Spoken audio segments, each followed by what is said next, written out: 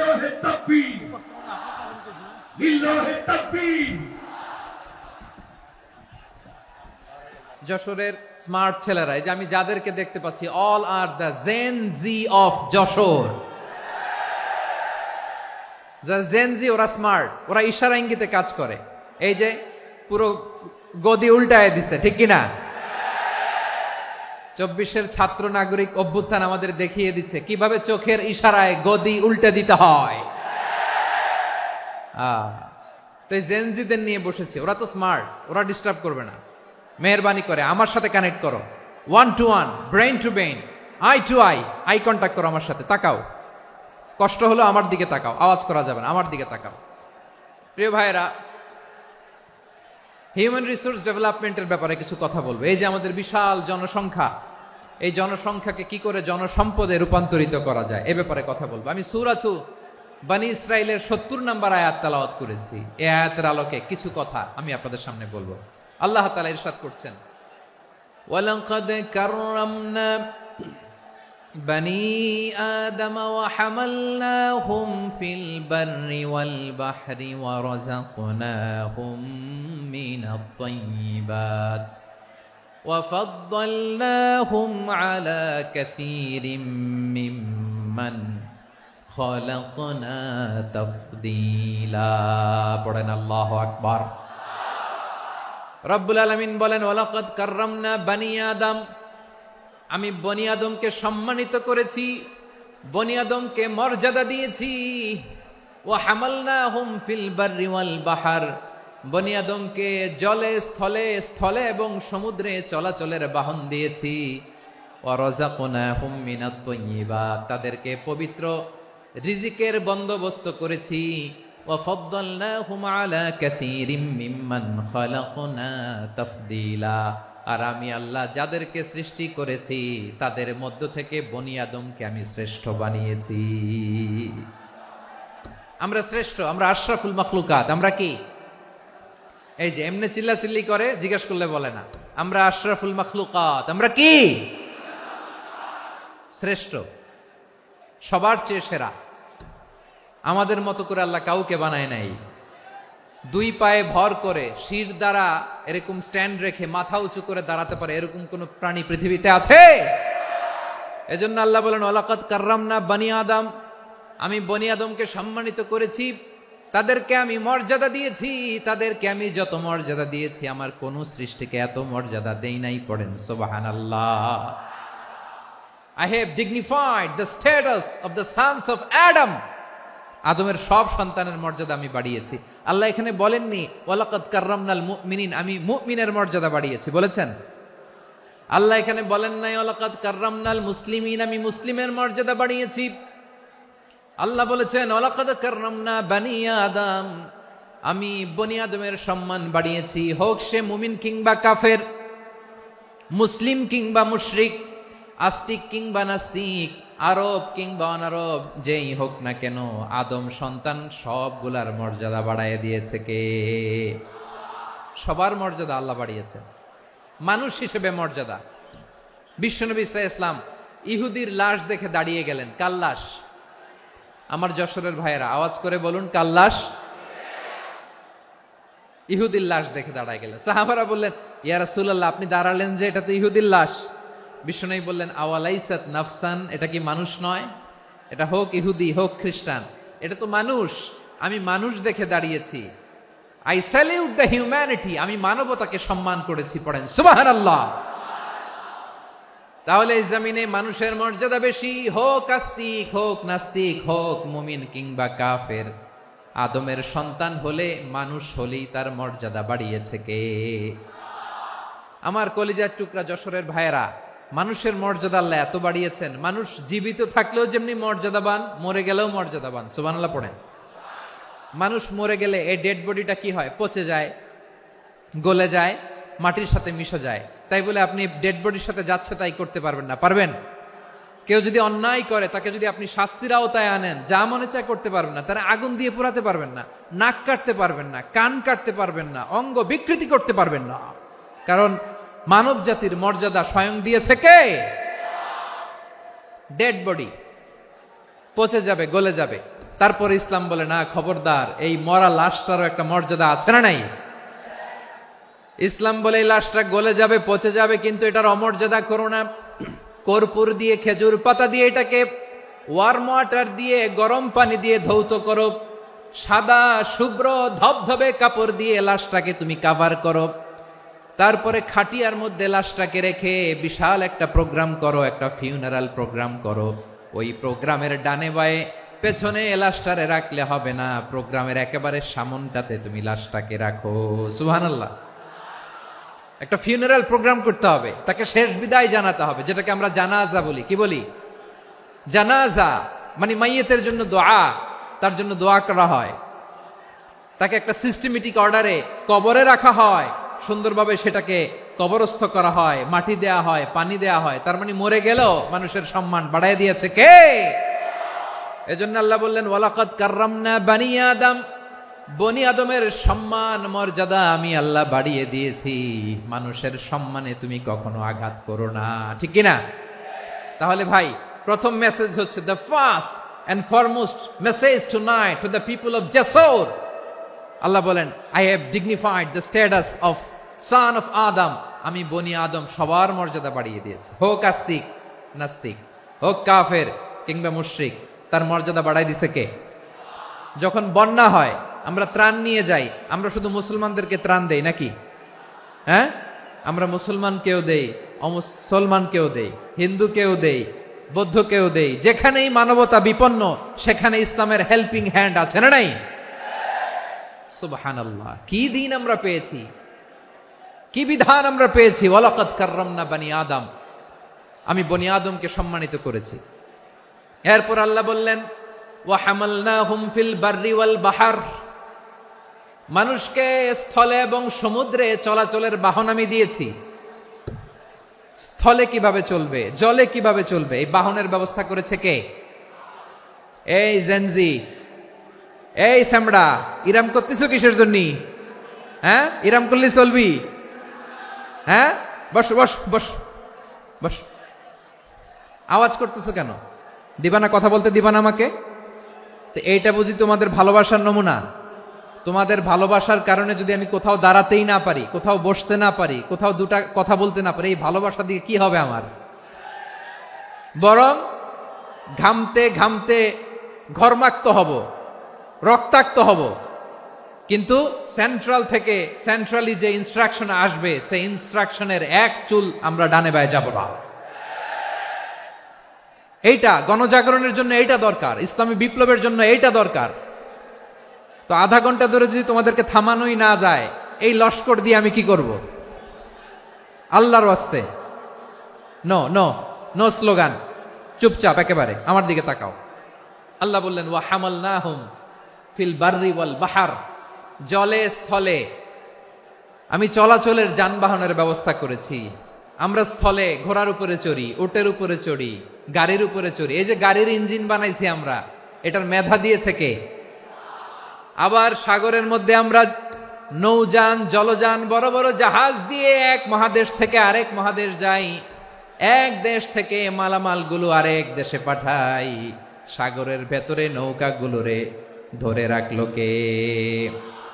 ওয়াল ফুলকিল্লাতী তাজরি feel বাহরি বিমা ইয়ানফাউন নাস। মানুষের উপকার আছে এরকম সরঞ্জামাদি নিয়ে সাগরের উপরে বিশাল বিশাল জলযানগুলো চলে, এগুলো ডুবে যায় না, কাত হয়ে যায় না, পড়ে যায় না।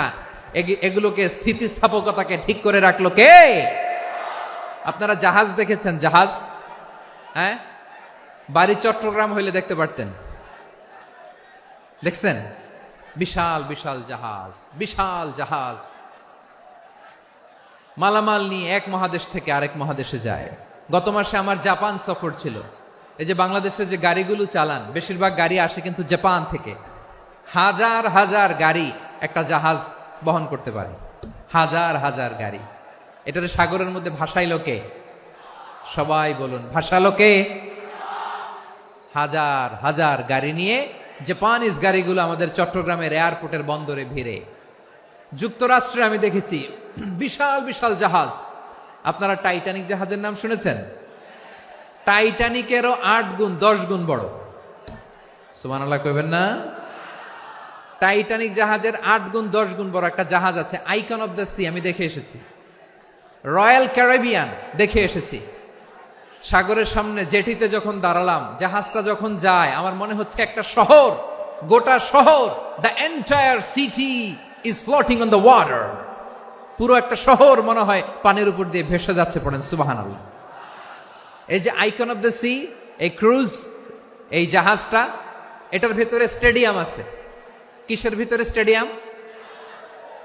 কথা বুঝে নাই বোধহয়। স্টেডিয়াম কিসের ভিতর? সুইমিং পুল আছে, শপিং মল আছে, রেস্টুরেন্ট আছে, ক্লাব আছে, 3000 4000 রুম বিশিষ্ট, কক্ষ বিশিষ্ট হোটেল আছে। এই সবগুলোর নিয়ে এগুলো চলে সাগরের এই দোলার মধ্যে, জলোচ্ছ্বাসের মধ্যে। এই সাগরের ভেতরে এই জাহাজগুলোর ভাষায় রাখছে কে? সূরাতুর আর রহমানে আল্লাহ তাআলা বললেন, ওয়ালাহুল জাওয়ারিল মুনশাআতু ফিল বাহরি কাল আ'লাম ফাবিআইয়ি আলা, সবাই পড়েন, ফাবিআইয়ি আলাই রাব্বিকুমা তুকাযিবান। পাহাড় সম বড় বড় জাহাজগুলো মাল বোঝাই করে সাগরের মধ্যে ভেসে বেড়ায়। এগুলো দিয়ে মালামাল বহন করা যায়, মানুষরা এক দেশ থেকে আরেক দেশে যায়। এই জাহাজগুলোর সাগরের ভেতরে ভাসায় রাখলো কে? এই আয়াতের ভেতরে আল্লাহ তাআলা সূরাত বানী ইসরাঈলের এই চমৎকার আয়াতের ভেতরে আল্লাহ তাআলা বেসিকলি মানব জাতির প্রতি তার 4টি স্পেশাল অনুগ্রহের কথা বলেছেন। কয়টি? 2টা বলে ফেলছি। 1 নাম্বার, ওয়ালাকাদ কাররামনা বানি আদম, আমি বনি আদমের সম্মান বাড়াইছি। নাকি মুসলমানদের? নাকি মুসল্লিদের? কার সম্মান বাড়িয়েছি? বনি আদমের। তাহলে human dignity, the first part of the verse talks about the human dignity. 2 number অংশে আল্লাহ তাআলা বললেন, ওয়া হামালনাহুম ফিল বাররি ওয়াল বাহর, স্থলে এবং সমুদ্রে আমি তাদের জন্য চলাচলের বাহন দিয়েছি। সুবহানাল্লাহ। তার মানে smooth movement on land and sea, জলে এবং স্থলে যাতে আমরা স্মুথলি মুভ করতে পারি আল্লাহ তাআলা দিয়েছেন। 3 নম্বরে আল্লাহ তাআলা বললেন, ওয়া রাযাকনাহুম মিনাত তাইয়্যিবাত, মানুষের জন্য আমি পবিত্র রিজিকের ব্যবস্থা করেছি। জলে এবং স্থলে যত প্রাণী আছে সবগুলা প্রাণীকে রিজিক দেয় কে? আমাদেরকে রিজিক দেয় কে? সাগরের মাছগুলোকে, বড় বড় তিমি মাছগুলোরে রিজিক দেয় কে? বাতাসের মধ্যে ভেসে বেড়ানো বড় বড় পাখিগুলো, স্ক্যান্ডিনেভিয়ান কান্ট্রি থেকে লক্ষ লক্ষ কোটি কোটি পাখিগুলো যে এক দেশ থেকে আরেক দেশে ট্রান্সফার হয়, এগুলোর রিজিক দেয় কে? রব্বুল আলামিন বলেন, ওয়ামা মিন দাব্বাতিন ফিল আরদি ইল্লা আলাল্লাহি রিজকুহা ওয়া ইয়ালামু মুস্তাকাররাহা ওয়া মুস্তাওদাআহা কুল্লুম ফি কিতাবিম মুবিন। আল্লাহু আকবার। রব্বুল আলামিন বলেন, ভূপৃষ্ঠে বিচরণশীল যত প্রাণী আছে সব প্রাণীগুলোকে আমি আল্লাহ আমার নিজের কুদরতে রিজিকের বন্দোবস্ত করি। এই প্রাণীগুলো কোথায় থাকে, কোথায় যায়, সব জায়গায় আমি রিজিক পৌঁছে দেই। রিজিক কেউ দিতে পারে না, রিজিকের মালিক কে? রিজিকের মালিক তিনি আল্লাহ। এজন্য আল্লাহ তাআলা বললেন, ওয়া রাযাকনাহুম মিনাত তাইয়্যিবাত। এরপরে আল্লাহ বললেন, ওয়া ফাদ্দালনাহুম আলা কাসীরিম মিম্মান খালাকনা তাফদীলা। আমি যত প্রাণী সৃষ্টি করেছি সকল প্রাণীর মধ্যে মানুষের মর্যাদা, শ্রেষ্ঠত্ব আমি দিয়েছি। সুবহানাল্লাহ পড়েন। তাহলে 1 নম্বরে আল্লাহ বললেন, আমি বনি আদমের মর্যাদা বাড়ালাম। এরপরে বললেন, স্থলে এবং সমুদ্রে চলাচলের জন্য যানবাহন দিলাম। 3 নম্বরে আল্লাহ বললেন, পবিত্র রিজিকের ব্যবস্থা করে দিলাম।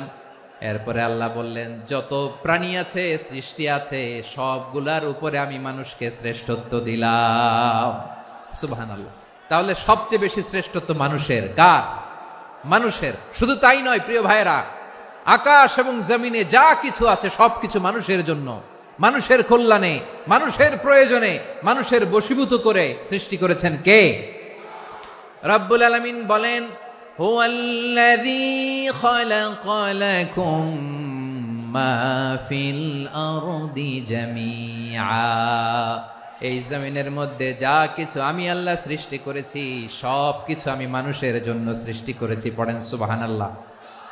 হুয়াল্লাযী খালাকা লাকুম মা ফিল আরদি জামিআ, যা আছে সব আমাদের জন্য, সব আমাদেরকে সার্ভিস দেওয়ার জন্য, আমাদের উপকারের জন্য, আমাদের কল্যাণের জন্য। আওয়াজ করে সবাই পড়ুন আল্লাহু আকবার। অন্য আয়াতে আল্লাহ বললেন, ওয়াসাখখারা লাকুম মা ফিস সামাওয়াতি ওয়া মা ফিল আরদি জামিআম মিন ইন্না ফি যালিকা লাআয়াতিন লিকাউমি ইয়াতাফাক্কারুন।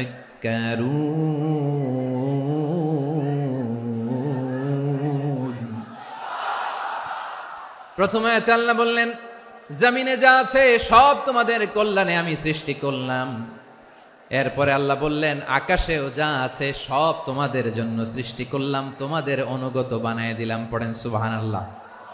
মানুষের কি ব্রেইন দেখেন, মানুষ জমিন ছেড়ে আকাশে চলে যায়। পাখি দেখে মানুষের শখ হলো, পাখি যেহেতু উঠতে পারে আমরাও পারবো। অরবিল রাইট, উইলবার রাইট, দুই ভাই মিলে আঁকাঝোঁকা করতে করতে করতে করতে প্লেন বানায় ফেললো। কোন সুবহানাল্লাহ। এখন পাখিও ওরে, আমরাও ওরি। এরপরেই মানুষের কৌতূহল থামে না এখানে। মানুষ চলে গিয়েছে চাঁদে। কোথায় গেছে? এখন কিন্তু চাঁদে জমি বিক্রি হয় জানেন। পৃথিবী নিয়ে মারামারি শেষ, রাশিয়া আমেরিকা এখন ধরছে চাঁদ আর মঙ্গল গ্রহ। এখন চাঁদে জমি বিক্রি হয়, মঙ্গলে জমি বিক্রি হয়। এই চাঁদ, মঙ্গল, বৃহস্পতি, শনি সব আল্লাহ তাআলা আমাদের জন্য বানিয়েছেন। সুবহানাল্লাহ পড়েন। মানুষ সাগরের উপরে চড়ে, শূন্যে ভেসে বেড়ায়, পাহাড় কেটে সুড়ঙ্গ বানায়, টানেল বানায়। মানুষ ব্রডব্যান্ডের লাইন নিয়ে যায় সাগরের ভেতর দিয়ে, এক দেশ থেকে আরেক দেশে, এক মহাদেশ থেকে আরেক মহাদেশে। সুবহানাল্লাহ পড়েন। তার মানে গোটা বিশ্বের সব কিছুর উপরে control, superiority over all creatures, সবকিছুর উপর কন্ট্রোল, মনিটরিং, নিয়ন্ত্রণ, এটা প্রতিষ্ঠা করে দিয়েছে কে? এজন্যই মানুষের শ্রেষ্ঠত্ব। ওয়ালাকাদ কাররামনা বানি আদম, আমি বনি আদমের সম্মান বাড়িয়েছি, মর্যাদা আমি বাড়িয়ে দিয়েছি এই কারণে, কারণ মানুষ সবকিছুর উপর নিয়ন্ত্রণ নিতে পারে। মানুষকে নিয়ে এই কোরআনের সব আলোচনা, মানুষকে নিয়ে এই কোরআনের সব। তাই কোরআনের কেন্দ্রীয় আলোচ্য বিষয় হচ্ছে মানুষ। কোরআনের কেন্দ্রীয় আলোচ্য বিষয় কি? যশোরের ভাইয়েরা বুঝে থাকলে সবাই বলবেন, কোরআনের কেন্দ্রীয় আলোচ্য বিষয় কি? এই যে আমি মূল আলোচনায় যাচ্ছি এখন। কেন মানুষ কোরআনের কেন্দ্রীয় আলোচ্য বিষয়? এই যে ভাইয়েরা, এই যে হাত জোর করে, এই যে Jessore Gen Z, the smart people of Jessore, হাত জোর করে বলতেছে, হাত জোর করে তোদের কাছে আল্লাহর দোহাই লাগে, স্টপ স্টপ। শুরুতে একবার বলেছে, জায়গা না হলে আস্তে আস্তে ধাক্কা দিবা, সামনে না পিছনে, দিয়ে দিয়ে বেরোয় চলে যাও। এলইডিতে দেখো, এই যে এই যে আল্লাহর ওয়াস্তে জায়গা না হলে ওদিকে যাও। কোরআনের মাহফিলে বিশৃঙ্খলা, এটা কাফিরদের আলামত। কাফিররা শীষ দিত, শীষ। বিশ্বনবী কোরআনের তাফসির করলে কাফিররা শীষ দিত আর ক্ল্যাপিং করত, হুইসেল এন্ড ক্ল্যাপিং। তো আমরা কি এখানে বিশৃঙ্খলা করতে আসছি? তো বারবার থামানো লাগে কেন? কোনো আওয়াজ হবে না, বললাম তো, স্টপ। আওয়াজ করে বলুন, কোরআনের কেন্দ্রীয় আলোচ্য বিষয় কি? সবাই বলেননি। এতগুলো মানুষ উত্তর দিলে এতটুকু আওয়াজ হয়, অন্তত আমি বিশ্বাস করি না। যশোর, আওয়াজ করে বলো, কোরআনের কেন্দ্রীয় আলোচ্য বিষয় কি? মানুষ। এই মানুষ কোরআনের কেন্দ্রীয় আলোচ্য বিষয়। মানুষকে আল্লাহ স্বাধীনতা দিয়েছেন। ফামান শাআ ফালইউমিন ওয়া মান শাআ ফালইয়াকফুর। চাইলে মুমিন হতে পারো, চাইলে কাফের হতে পারো, তোমার ইচ্ছা। তবে জেনে রাখো, মুমিন হলে পাবা জান্নাত, কাফির হলে পাবা জাহান্নাম। নাও দ্য ডিসিশন ইজ ইয়ার্স। সিদ্ধান্ত তোমার, জান্নাতে যাবা না জাহান্নামে যাবা। যশোরের ভাইয়েরা আওয়াজ করে বলুন, কই যেতে চান, জান্নাতে না জাহান্নামে? ডান দিকে না বাম দিকে? ডানপন্থী না বামপন্থী? চিল্লা চিল্লি না চুপচাপ? চুপচাপ কয়ে আবার চিল্লাচিল্লি শুরু করে দিচ্ছে। মাশাআল্লাহ। তাহলে কোরআনের কেন্দ্রীয় আলোচ্য বিষয় মানুষ। আমার সাথে থাকতে হবে, তোমাদেরকে নিয়ে আমি আলোচনা শেষ পর্যন্ত যাব। অনেক গুরুত্বপূর্ণ কথা বাকি আছে, আমাকে সহযোগিতা করতে হবে। মাশাআল্লাহ, এই তো ঠান্ডা হয়েছে। হ্যাঁ, ঠিক আছে ঠিক আছে ঠিক আছে।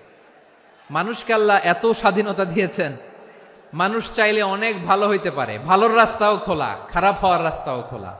ভালো হইলে মানুষ অনেক ভালো, খারাপ হইলে অনেক খারাপ। ভালো হইলে সবচেয়ে ভালো, খারাপ হইলে সবচেয়ে খারাপ। এজন্য সিদ্ধান্ত আপনাকে নিতে হবে। আল্লাহ তাআলা বলছেন, লাকাদ খালাকনাল ইনসানা ফি আহসানি তাকওয়িম সুম্মা রাদাদনাহু আসফালা সাফিলিন। আমি মানুষকে অনেক সুন্দর অবয়বে, সুন্দর আকৃতিতে সৃষ্টি করেছি। তার শুধু চেহারার ডিজাইনটাই সুন্দর নয়, তার ব্রেনটা বড্ড সুন্দর, তার মানসিকতা বড্ড সুন্দর, তার সৃজনশীলতা বড্ড সুন্দর। পড়েন সুবহানাল্লাহ। আমাদের চেহারা, অবয়ব, ডিজাইন যে সুন্দর তা না, আমাদের ব্রেনটা অনেক সফিস্টিকেটেড ব্রেন, অনেক সফিস্টিকেটেড। এই 1.5 কেজি ব্রেন ইউজ করে মানুষ গোটা বিশ্বে সভ্যতা বিনির্মাণ করেছে, ঠিক কিনা? এই ব্রেন আল্লাহ তাআলা আমাকে দিয়েছে। এটারে কাজে লাগালে, আপনার 6 সেন্স কাজে লাগালে আপনি অনন্য মানুষ হয়ে উঠবেন, মহামানবে রূপান্তরিত হবেন। মানুষ হতে পারে, চাইলেই মহামানব হতে পারে। আবার যদি মানুষ চায় খারাপও হতে পারে। আল্লাহ বললেন শুধু ভালোই না, ভালো হতে চাইলে অনেক ভালো তুমি হতে পারো, আবার খারাপ হতে চাইলে অনেক খারাপ তুমি হতে পারো। সুম্মা রাদাদনাহু আসফালা সাফিলিন।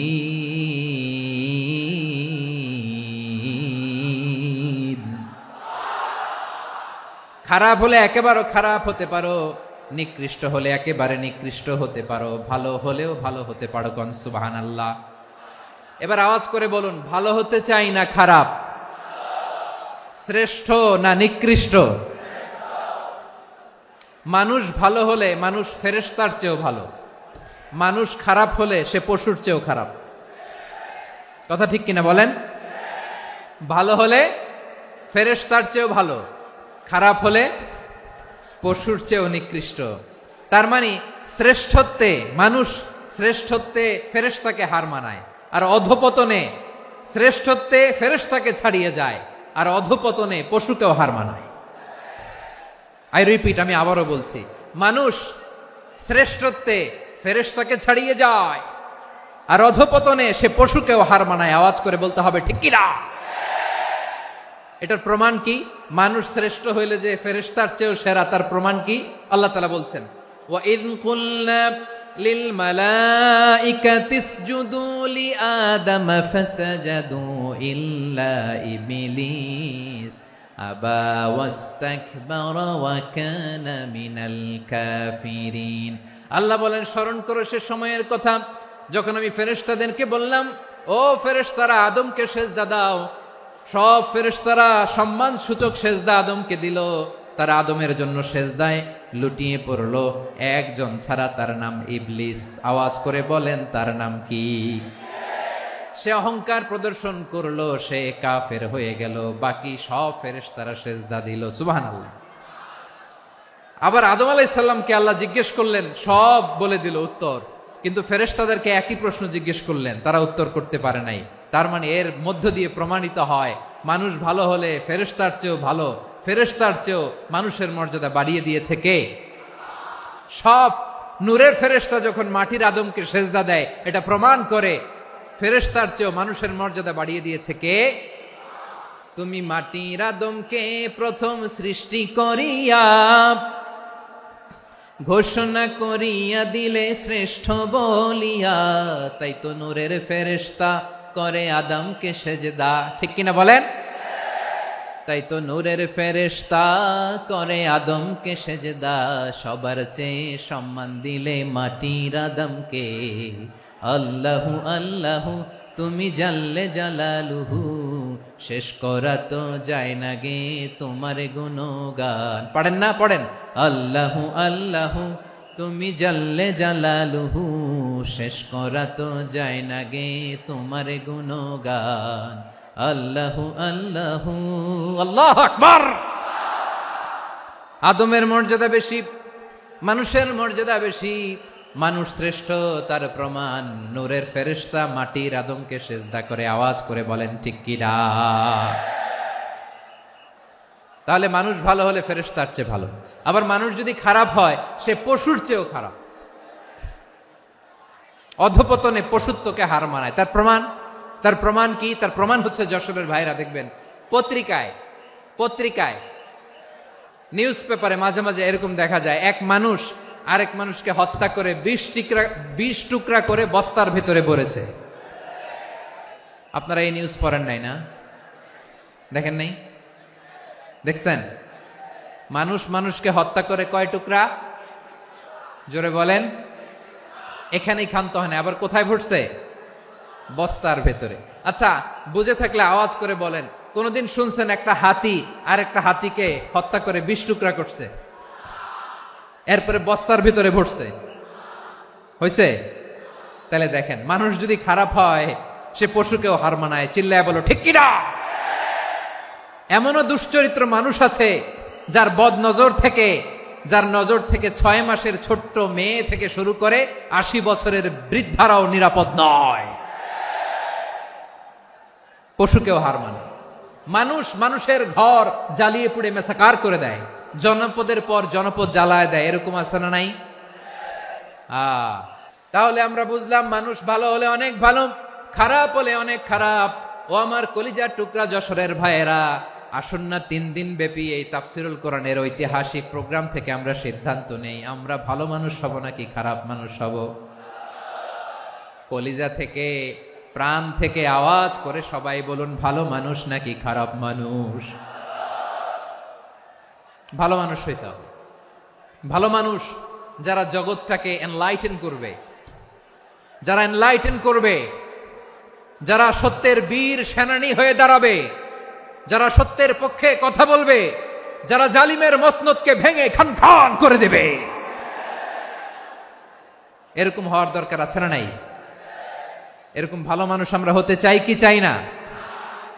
মানুষকে যত্ন নিলে মানুষ যে কত ভালো হয় আপনি কল্পনাও করতে পারবেন না।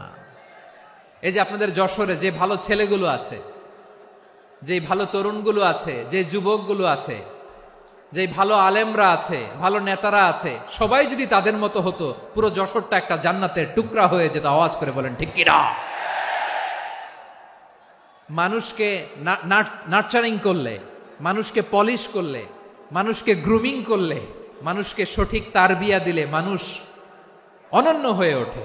প্রতিটি মানুষ অনন্য। আমি অনন্য, আপনি অনন্য, আমরা সবাই অনন্য। সুবহানাল্লাহ বলেন।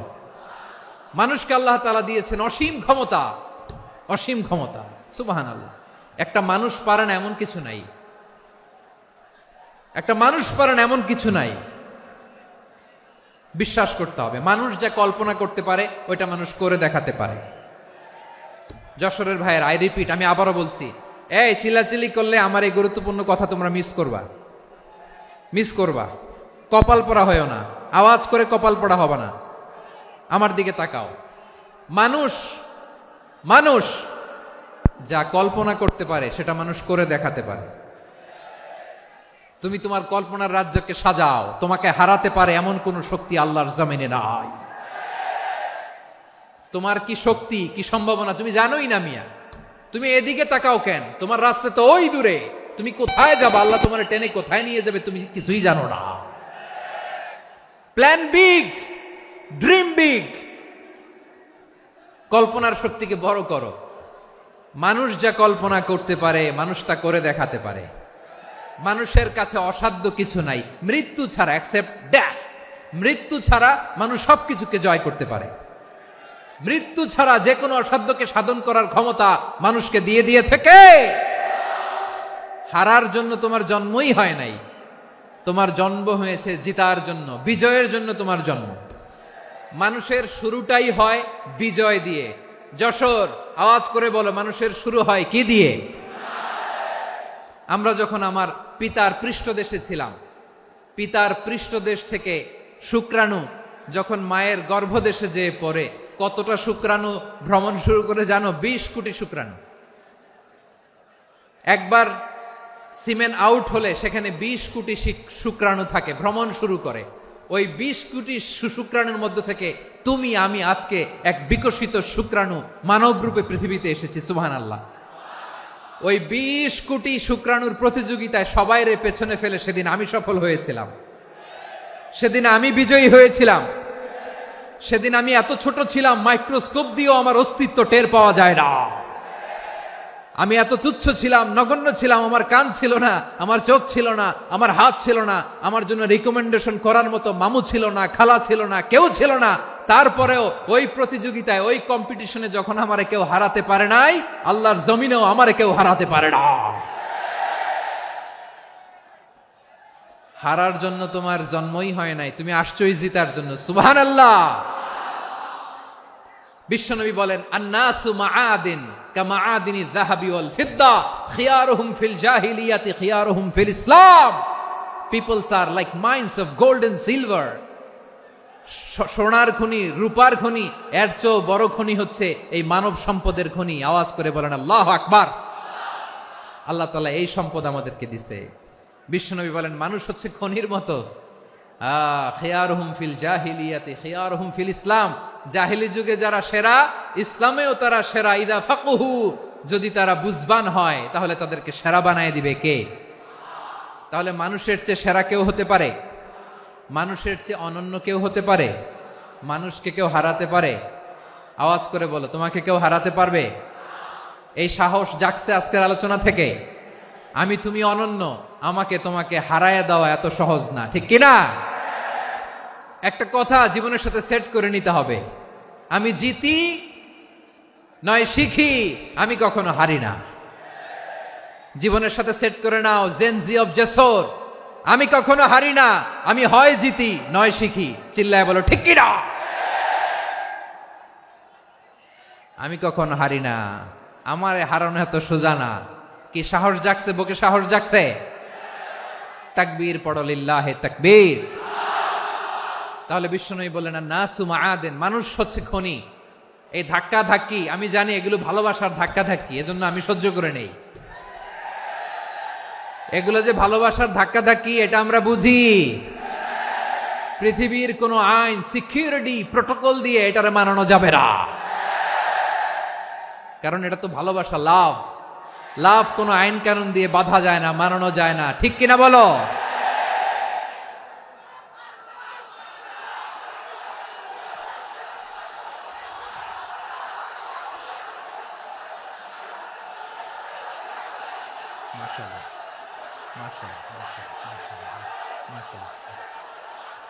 ঠিক আছে, বসুন বসুন বসুন।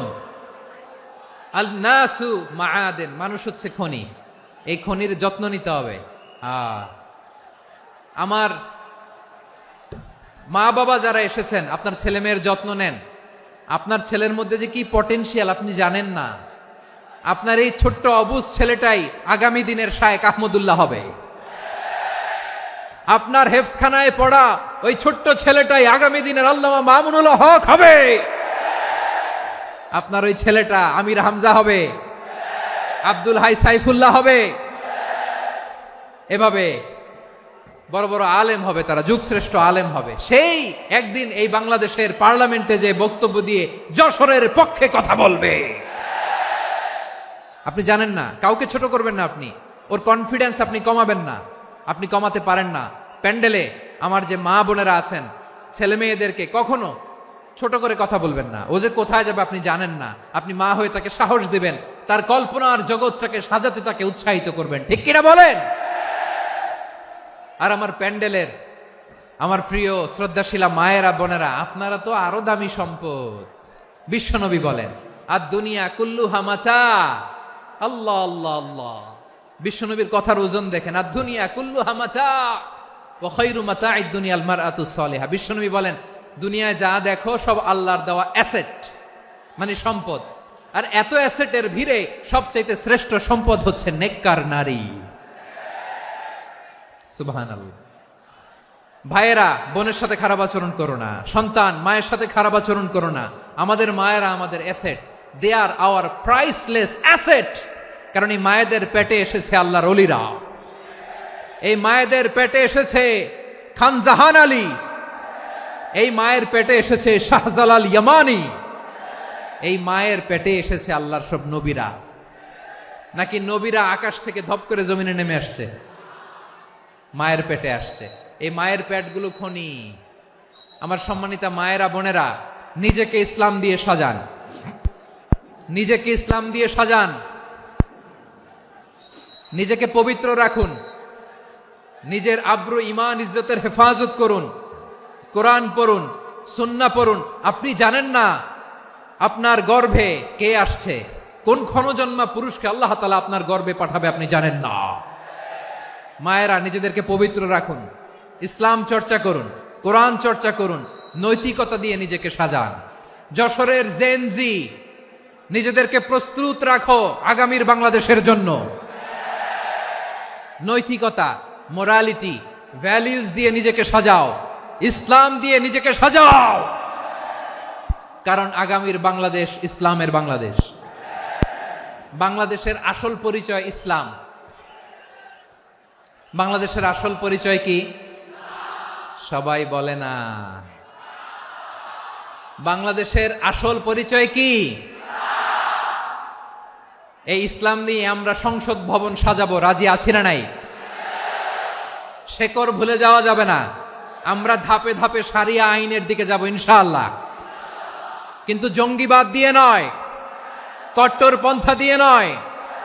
আমরা ইন্টেলেকচুয়ালি, গ্রাজুয়ালি, ধাপে ধাপে শারিয়া আইনের দিকে মুভ করব ইনশাআল্লাহ। বলো লিল্লাহি তাকবীর। এদেশের আসল পরিচয় সবাই বলে না, আওয়াজ করে, এদেশের আসল পরিচয়।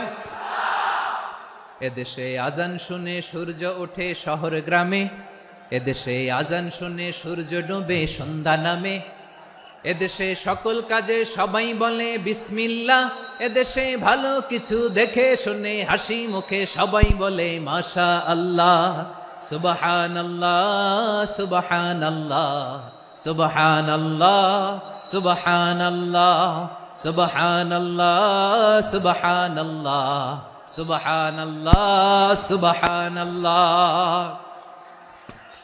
ও নবীন তরুণ, তোমার কিসের এত ভয়? জেনে রেখো বাংলাদেশের আসল পরিচয়।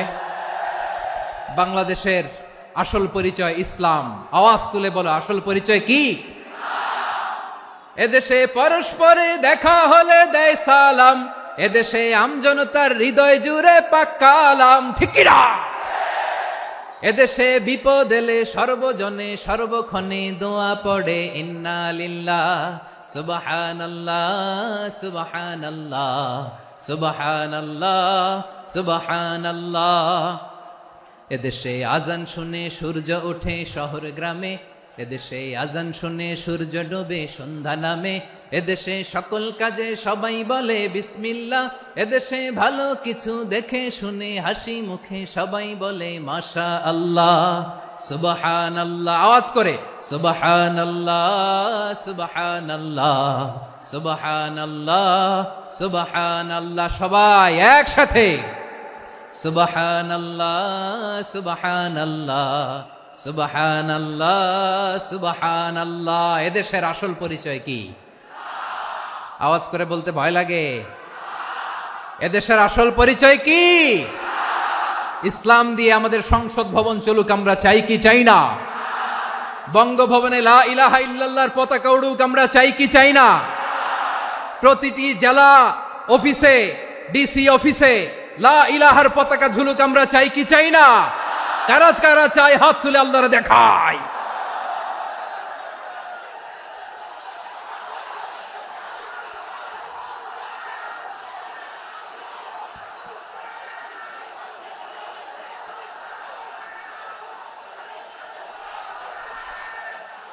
মাশাআল্লাহ, মাশাআল্লাহ, মাশাআল্লাহ, মাশাআল্লাহ।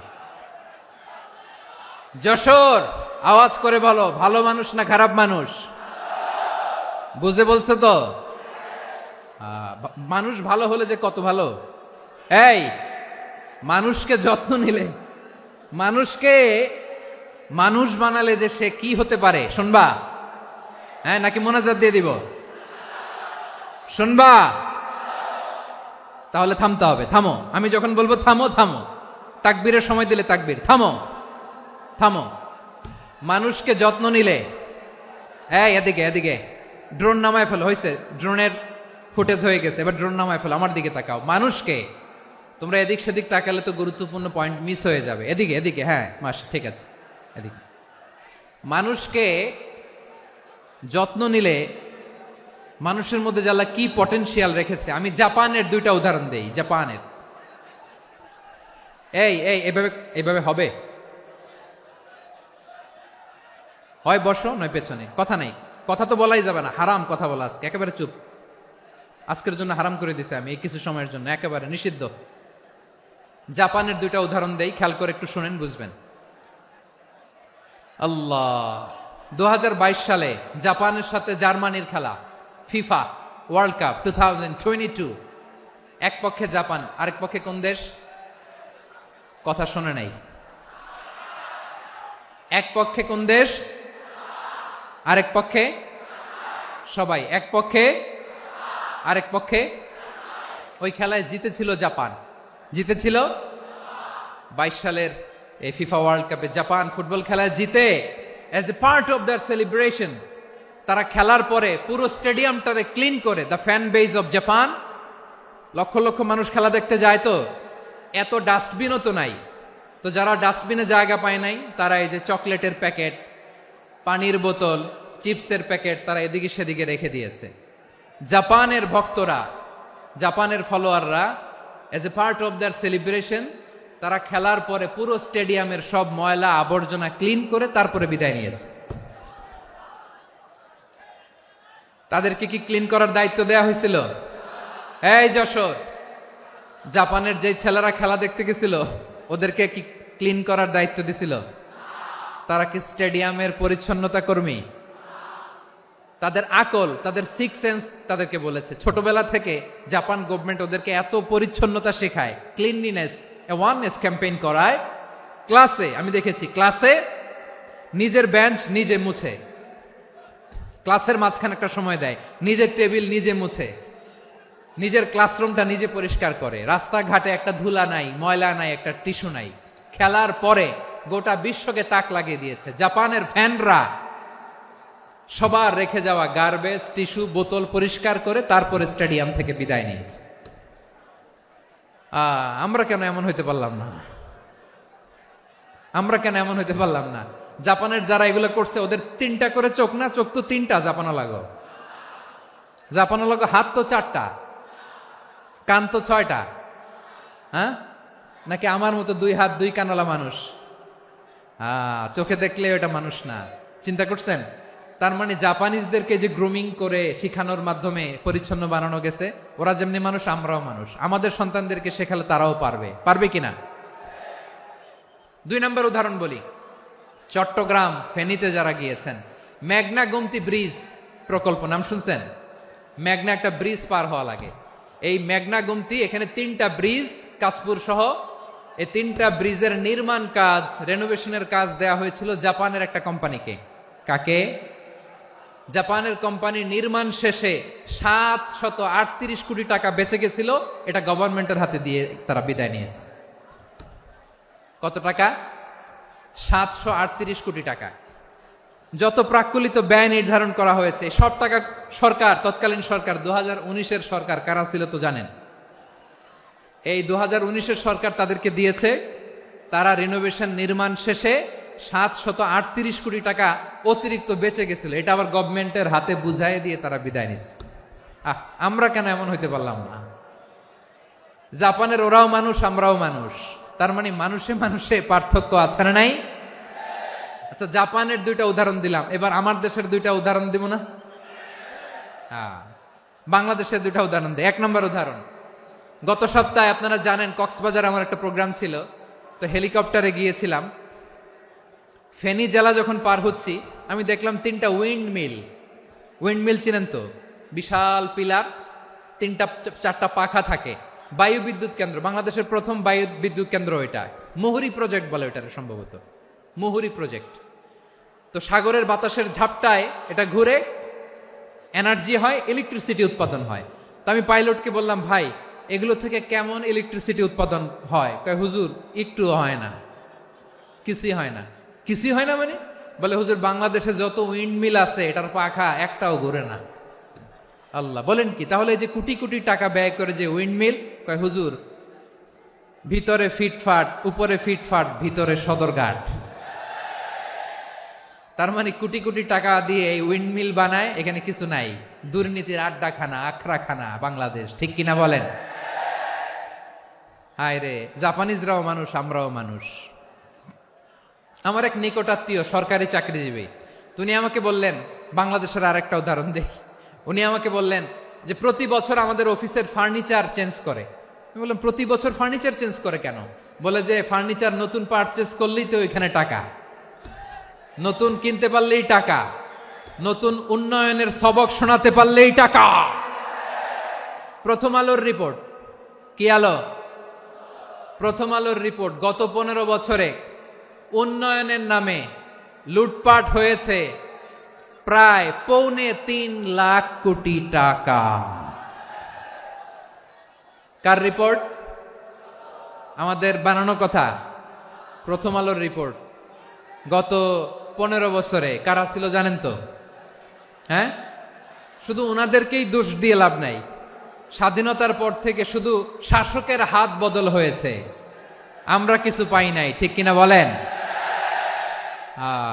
শুধু ওনাদের দোষ দিয়ে কি লাভ? একদল খাইছে, আরেক দল খাওয়ার জন্য রেডি হয়ে আছে। আমরা এরকম চাই না।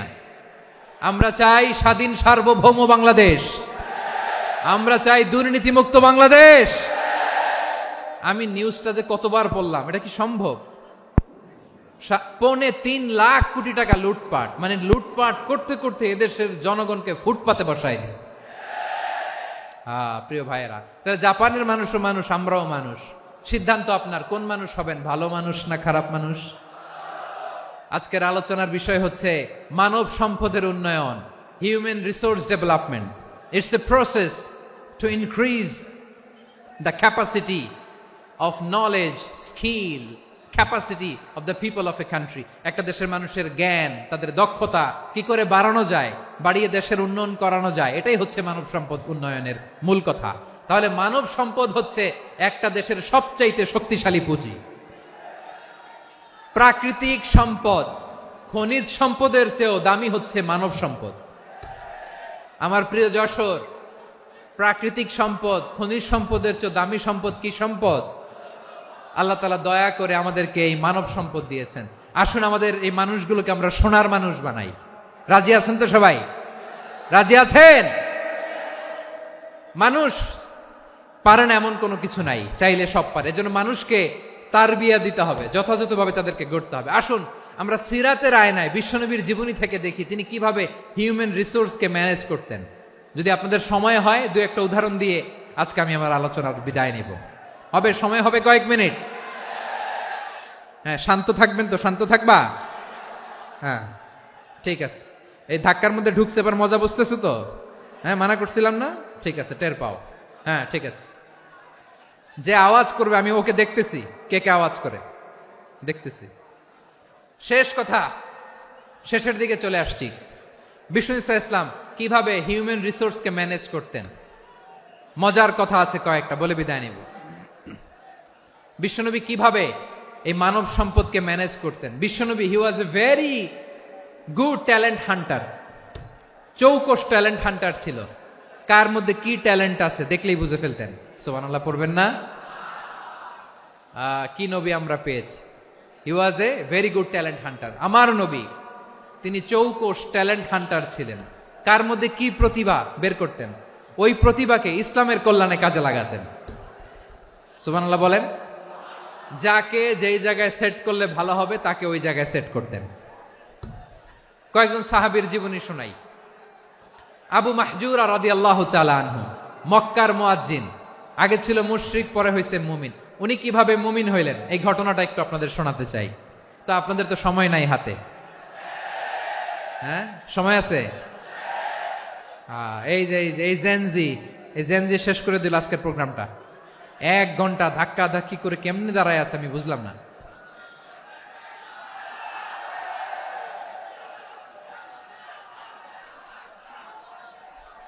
না না, তাকবির না, তাকবির না, চুপ করতে হবে।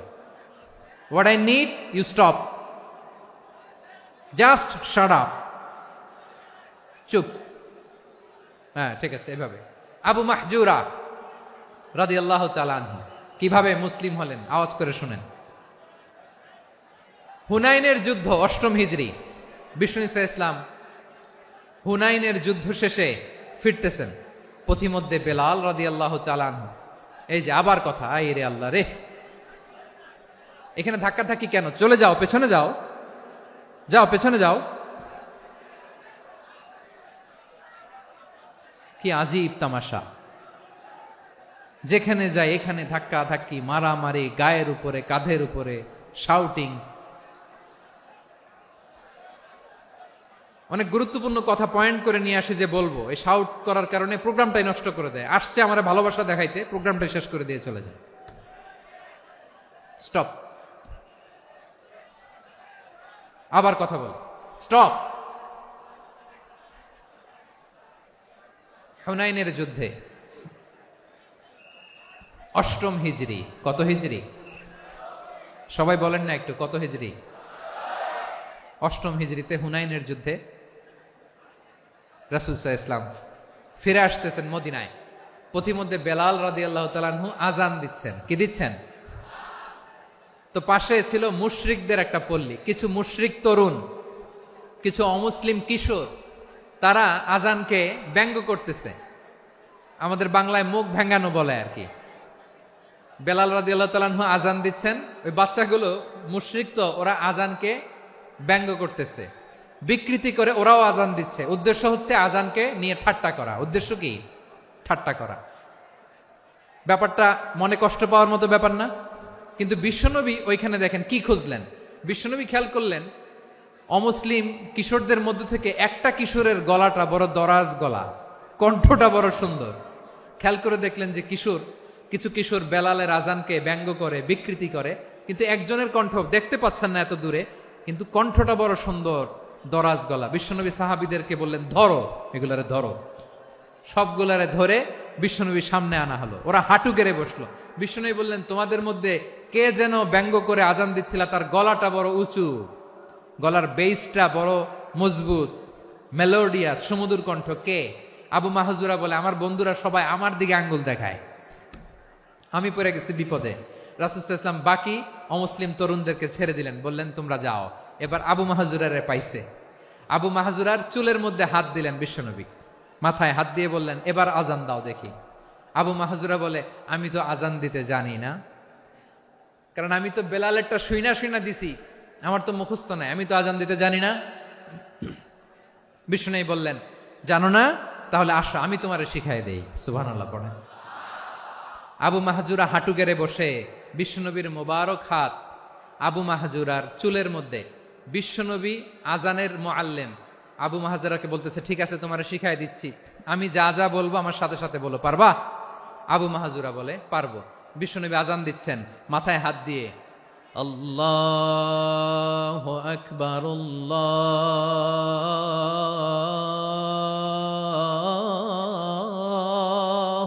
আকবার।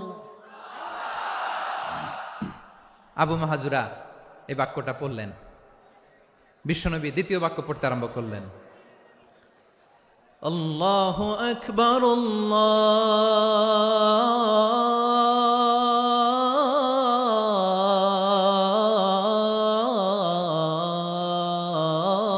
আল্লাহু আকবার। আবু মাহজুরা এই বাক্যটাও বললেন। বিশ্বনবী আবু মাহজুরার মাথার মধ্যে হাত দিয়ে তৃতীয় বাক্য পড়লেন, আশহাদু আল্লা ইলাহা ইল্লাল্লাহ।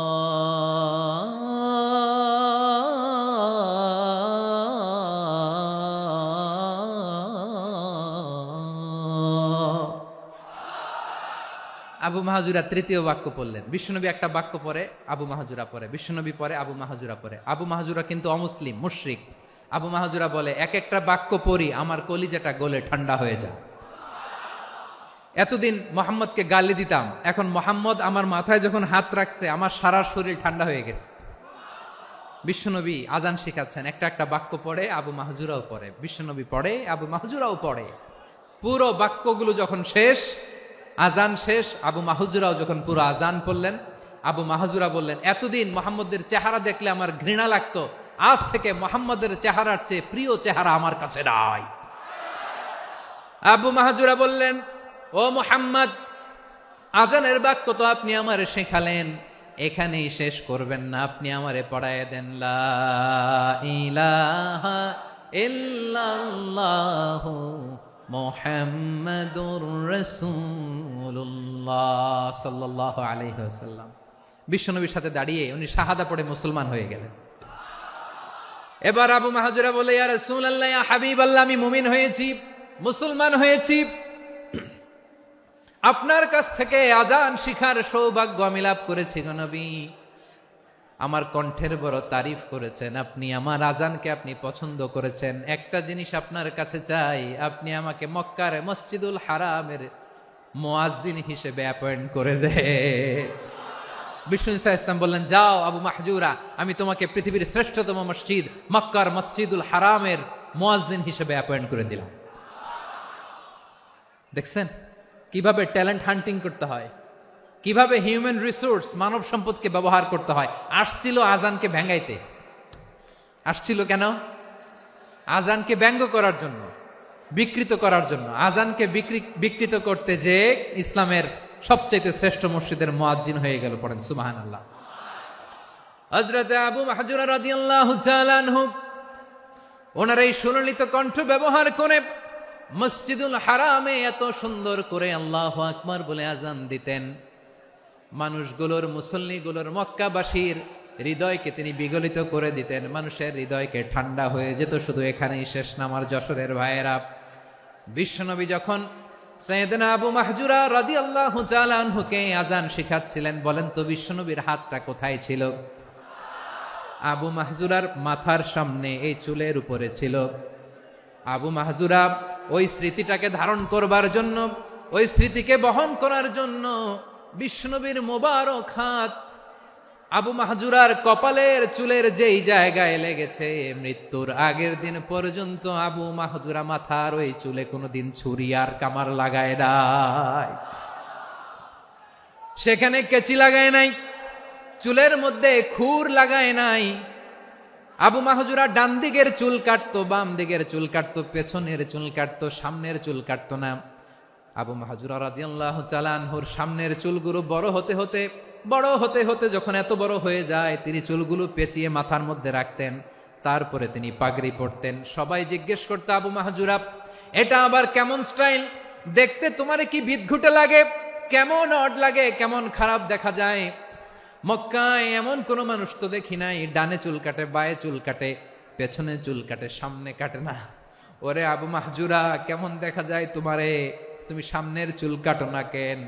আবু মাহজুরা বলে, আমি হাঁটু গেড়ে পেয়ারা নবীর সামনে বসেছিলাম, আমার এই মাথার চুলের মধ্যে মুবারক হাত লাগিয়ে বিশ্বনবী নিজে আমাকে আজানের প্রতিটা বাক্য শিক্ষা দিয়েছেন। বিশ্বনবীর মোবারক হাত, পবিত্র হাত আমার মাথার চুলের যেই জায়গায় লেগেছে, আমি চাই ওই চুলগুলা নিয়ে আমি আমার কবরের ভিতরে যাব। সাইয়েদনা আবু মাহজুরা রাদিয়াল্লাহু তাআলা আনহু ইন্তেকালের আগের পর্যন্ত মাথার সামনের চুলগুলা কাটে নাই। মাথার সামনের চুল তিনি কাটেন নাই। সুবহানাল্লাহ বিহামদি। কেমন ভালোবাসতেন বিশ্বনবী সাহাবীদেরকে, সাহাবারা কেমন ভালোবাসতেন বিশ্বনবীকে। সামনের চুলগুলো বড় হতে হতে এত বড় ছিল, পেঁচিয়ে রেখে পাগড়ি পরতেন, কাটতেন না। নবীর হাত লেগেছিল। সুবহানাল্লাহ পড়েন। তাহলে what is the lesson?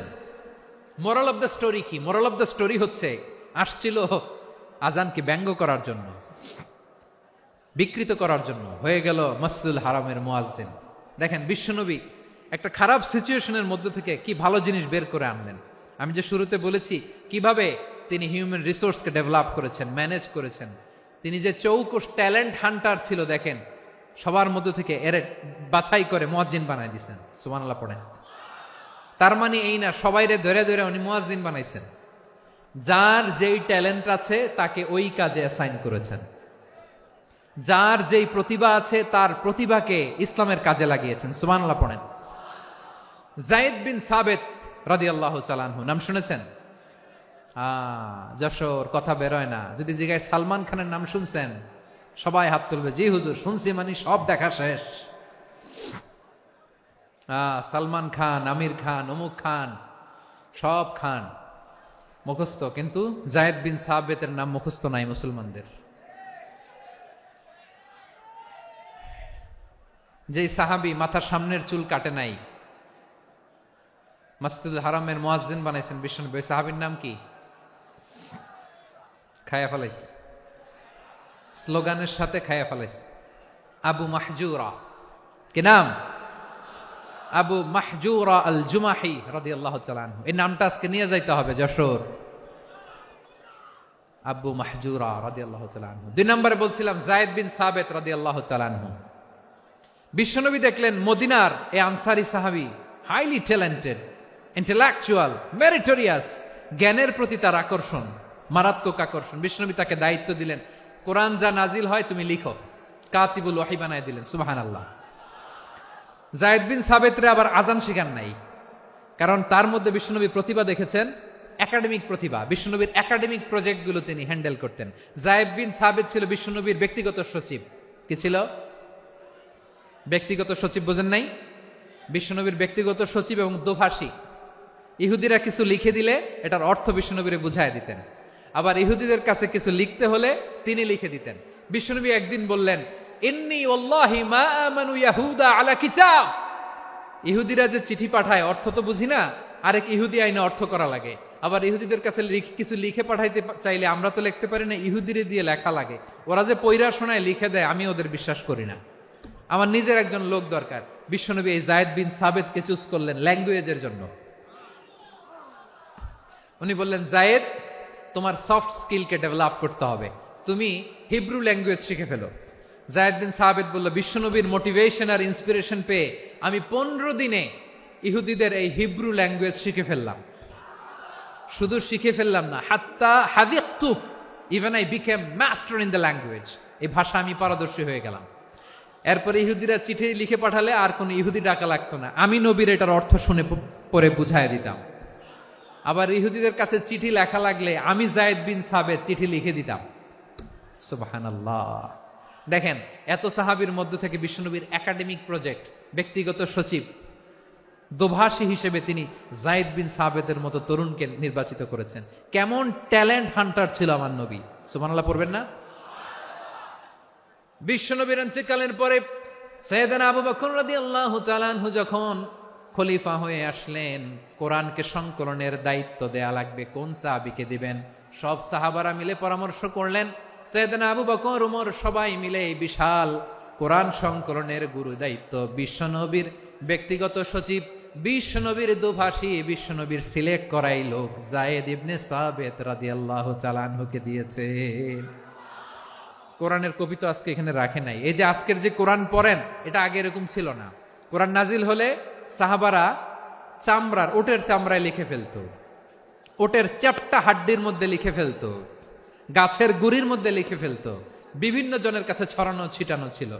Abu Bakr রাদিয়াল্লাহু তাআলা আনহু একসাথে করলেন, পরবর্তীতে উসমান রাদিয়াল্লাহু তাআলা আনহু একসাথে করলেন। 114 সূরার এখন এই মুসহাফ, এই কম্পাইলেশন, এই কপি আমরা পেয়েছি, যার হিউজ কন্ট্রিবিউশন ছিল।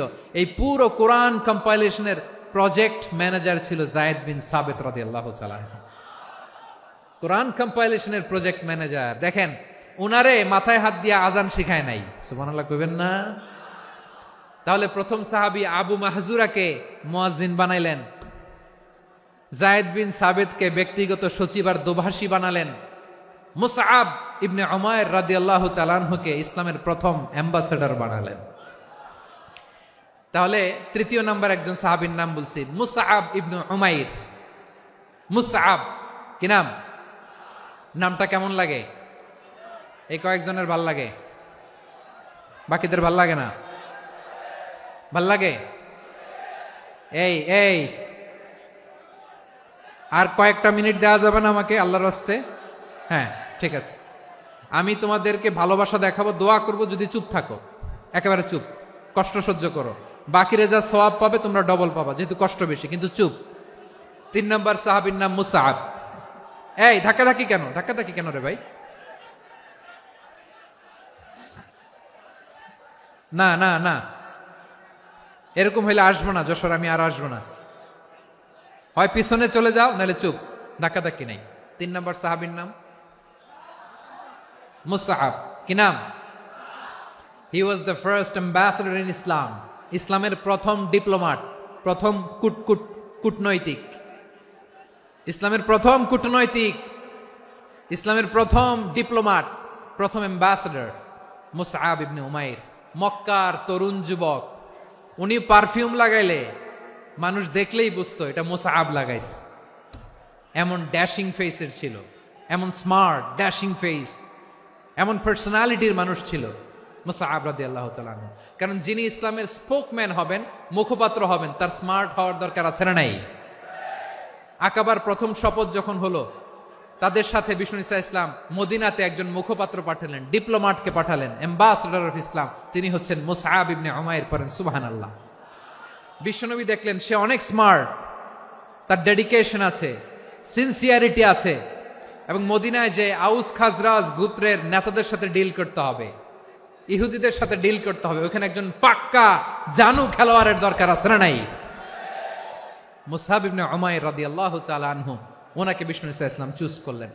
এবং বিষ্ণু ঈসা ইসলামের এই চুজিংটা, এই সিলেকশনটা এত সুন্দর ছিল, তিনি মদিনাতে যে বিশ্বনবী আসার আগেই মদিনার জমিনকে তিনি উর্বর করে ফেলছেন। প্রতিটা ঘরে ঘরে কালিমার দাওয়াত তিনি পৌঁছায় দিচ্ছেন। জুমার বিধান নাজিল হয়েছে, কিন্তু মক্কায় পরিবেশ নাই জুমা পালনের। বিষ্ণু ঈসা ইসলাম একজনকে দিয়ে খবর পাঠালেন, যাও মদিনায় মুসাবকে যে বলো, মুসাব তো আমার শিক্ষক, আমার স্পোকম্যান, মদিনাতে যেন তারা জুমা কায়েম করে। বিশ্বনবীর আগেই মুসাব মদিনার মুসলিমদেরকে নিয়ে মদিনায় প্রথম জুমা কায়েম করে ফেলছে। কোন সুবহানাল্লাহ। ডিপ্লোমাটদের কেমন হইতে হয়, অ্যাম্বাসেডারের কেমন হইতে হয়, মুসআব রাদিয়াল্লাহু তাআলা আনহুর কাছ থেকে শিখে নাও। মুসআব নামটা কেমন লাগে? যশোর যাদের সন্তান হবে, ছেলে সন্তান, আমার রাস্তায় পাইলে সবাই জিজ্ঞেস করে, হুজুর একটা নাম দেন, আমার ছেলে হবে। যশোরবাসীর জন্য আমি একটা নাম দিয়ে দিলাম, নাম রাখতে হবে মুসআব। কি নাম? নামটা যাদের ভাল লাগে, ছেলে সন্তান অনাগত আসবে, মনে চাইলে নাম রেখে দিবেন মুসআব রাদিয়াল্লাহু তাআলা আনহুর নামে মুসআব। তাহলে মুসআব রাদিয়াল্লাহু তাআলা আনহুকে বিশ্বনবী ল্যাঙ্গুয়েজ শিখান নাই, সফট স্কিল শিখান নাই। যায়েদ রাদিয়াল্লাহু, তিনি হিব্রু ল্যাঙ্গুয়েজ শিখেছেন, সুরিয়ানি শিখেছেন, কিন্তু মুসআবকে তিনি বানিয়েছেন the spokesman of Islam, the first diplomat, the ambassador of Islam. সুবহানাল্লাহ পড়বেন না? আব্দুল্লাহ ইবনে আব্বাস রাদিয়াল্লাহু তাআলা আনহু, বিশ্বনবীর কাজিন, চাচাতো ভাই। আবার মাইমুনা রাদিয়াল্লাহু তাআলা আনহু, মাইমুনা নবীর স্ত্রী, তিনি ছিলেন আব্দুল্লাহর আপন খালা। তো নবীর বউ যদি ওনার খালা হয়, নবী তার কি? বুঝে নাই, নবী তার কি? খালু। তাহলে সম্পর্ক অনেক গভীর, কাজিন আবার খালু। ছোট্ট মানুষ, তাই রাতে মাঝে মাঝে ঘরে থাকতো। বিশ্বনবী দেখলেন আব্দুল্লাহ যেহেতু আমার ঘরে ঢুকতে পারে, আব্দুল্লাহরে এই উম্মতের বড় শিক্ষাবিদ বানাইতে হবে। কথা বোঝে নাই? আব্দুল্লাহকে কি বানাইতে হবে? শিক্ষাবিদ, এডুকেটর অফ দিস উম্মা, এই উম্মার শিক্ষাবিদ বানাইতে হবে। তাই আব্দুল্লাহ ইবনে আব্বাসকে বিশ্বনবী হাতে কলমে শিক্ষা দিয়েছেন। আহারে, আর এরপরে যে কি ভাষা আসবে তোমাদের জন্য আমার মুখ থেকে আমি নিজেও জানি না, আমি নিজেও জানি না। 1 ঘন্টা যাব ধাক্কা ধাক্কি মারামারি। তো আসতে বলছে কে তোমাকে? পেছনে চলে যাও, জায়গা না পেলে। পুরো প্রোগ্রামটাই নষ্ট করে দিল।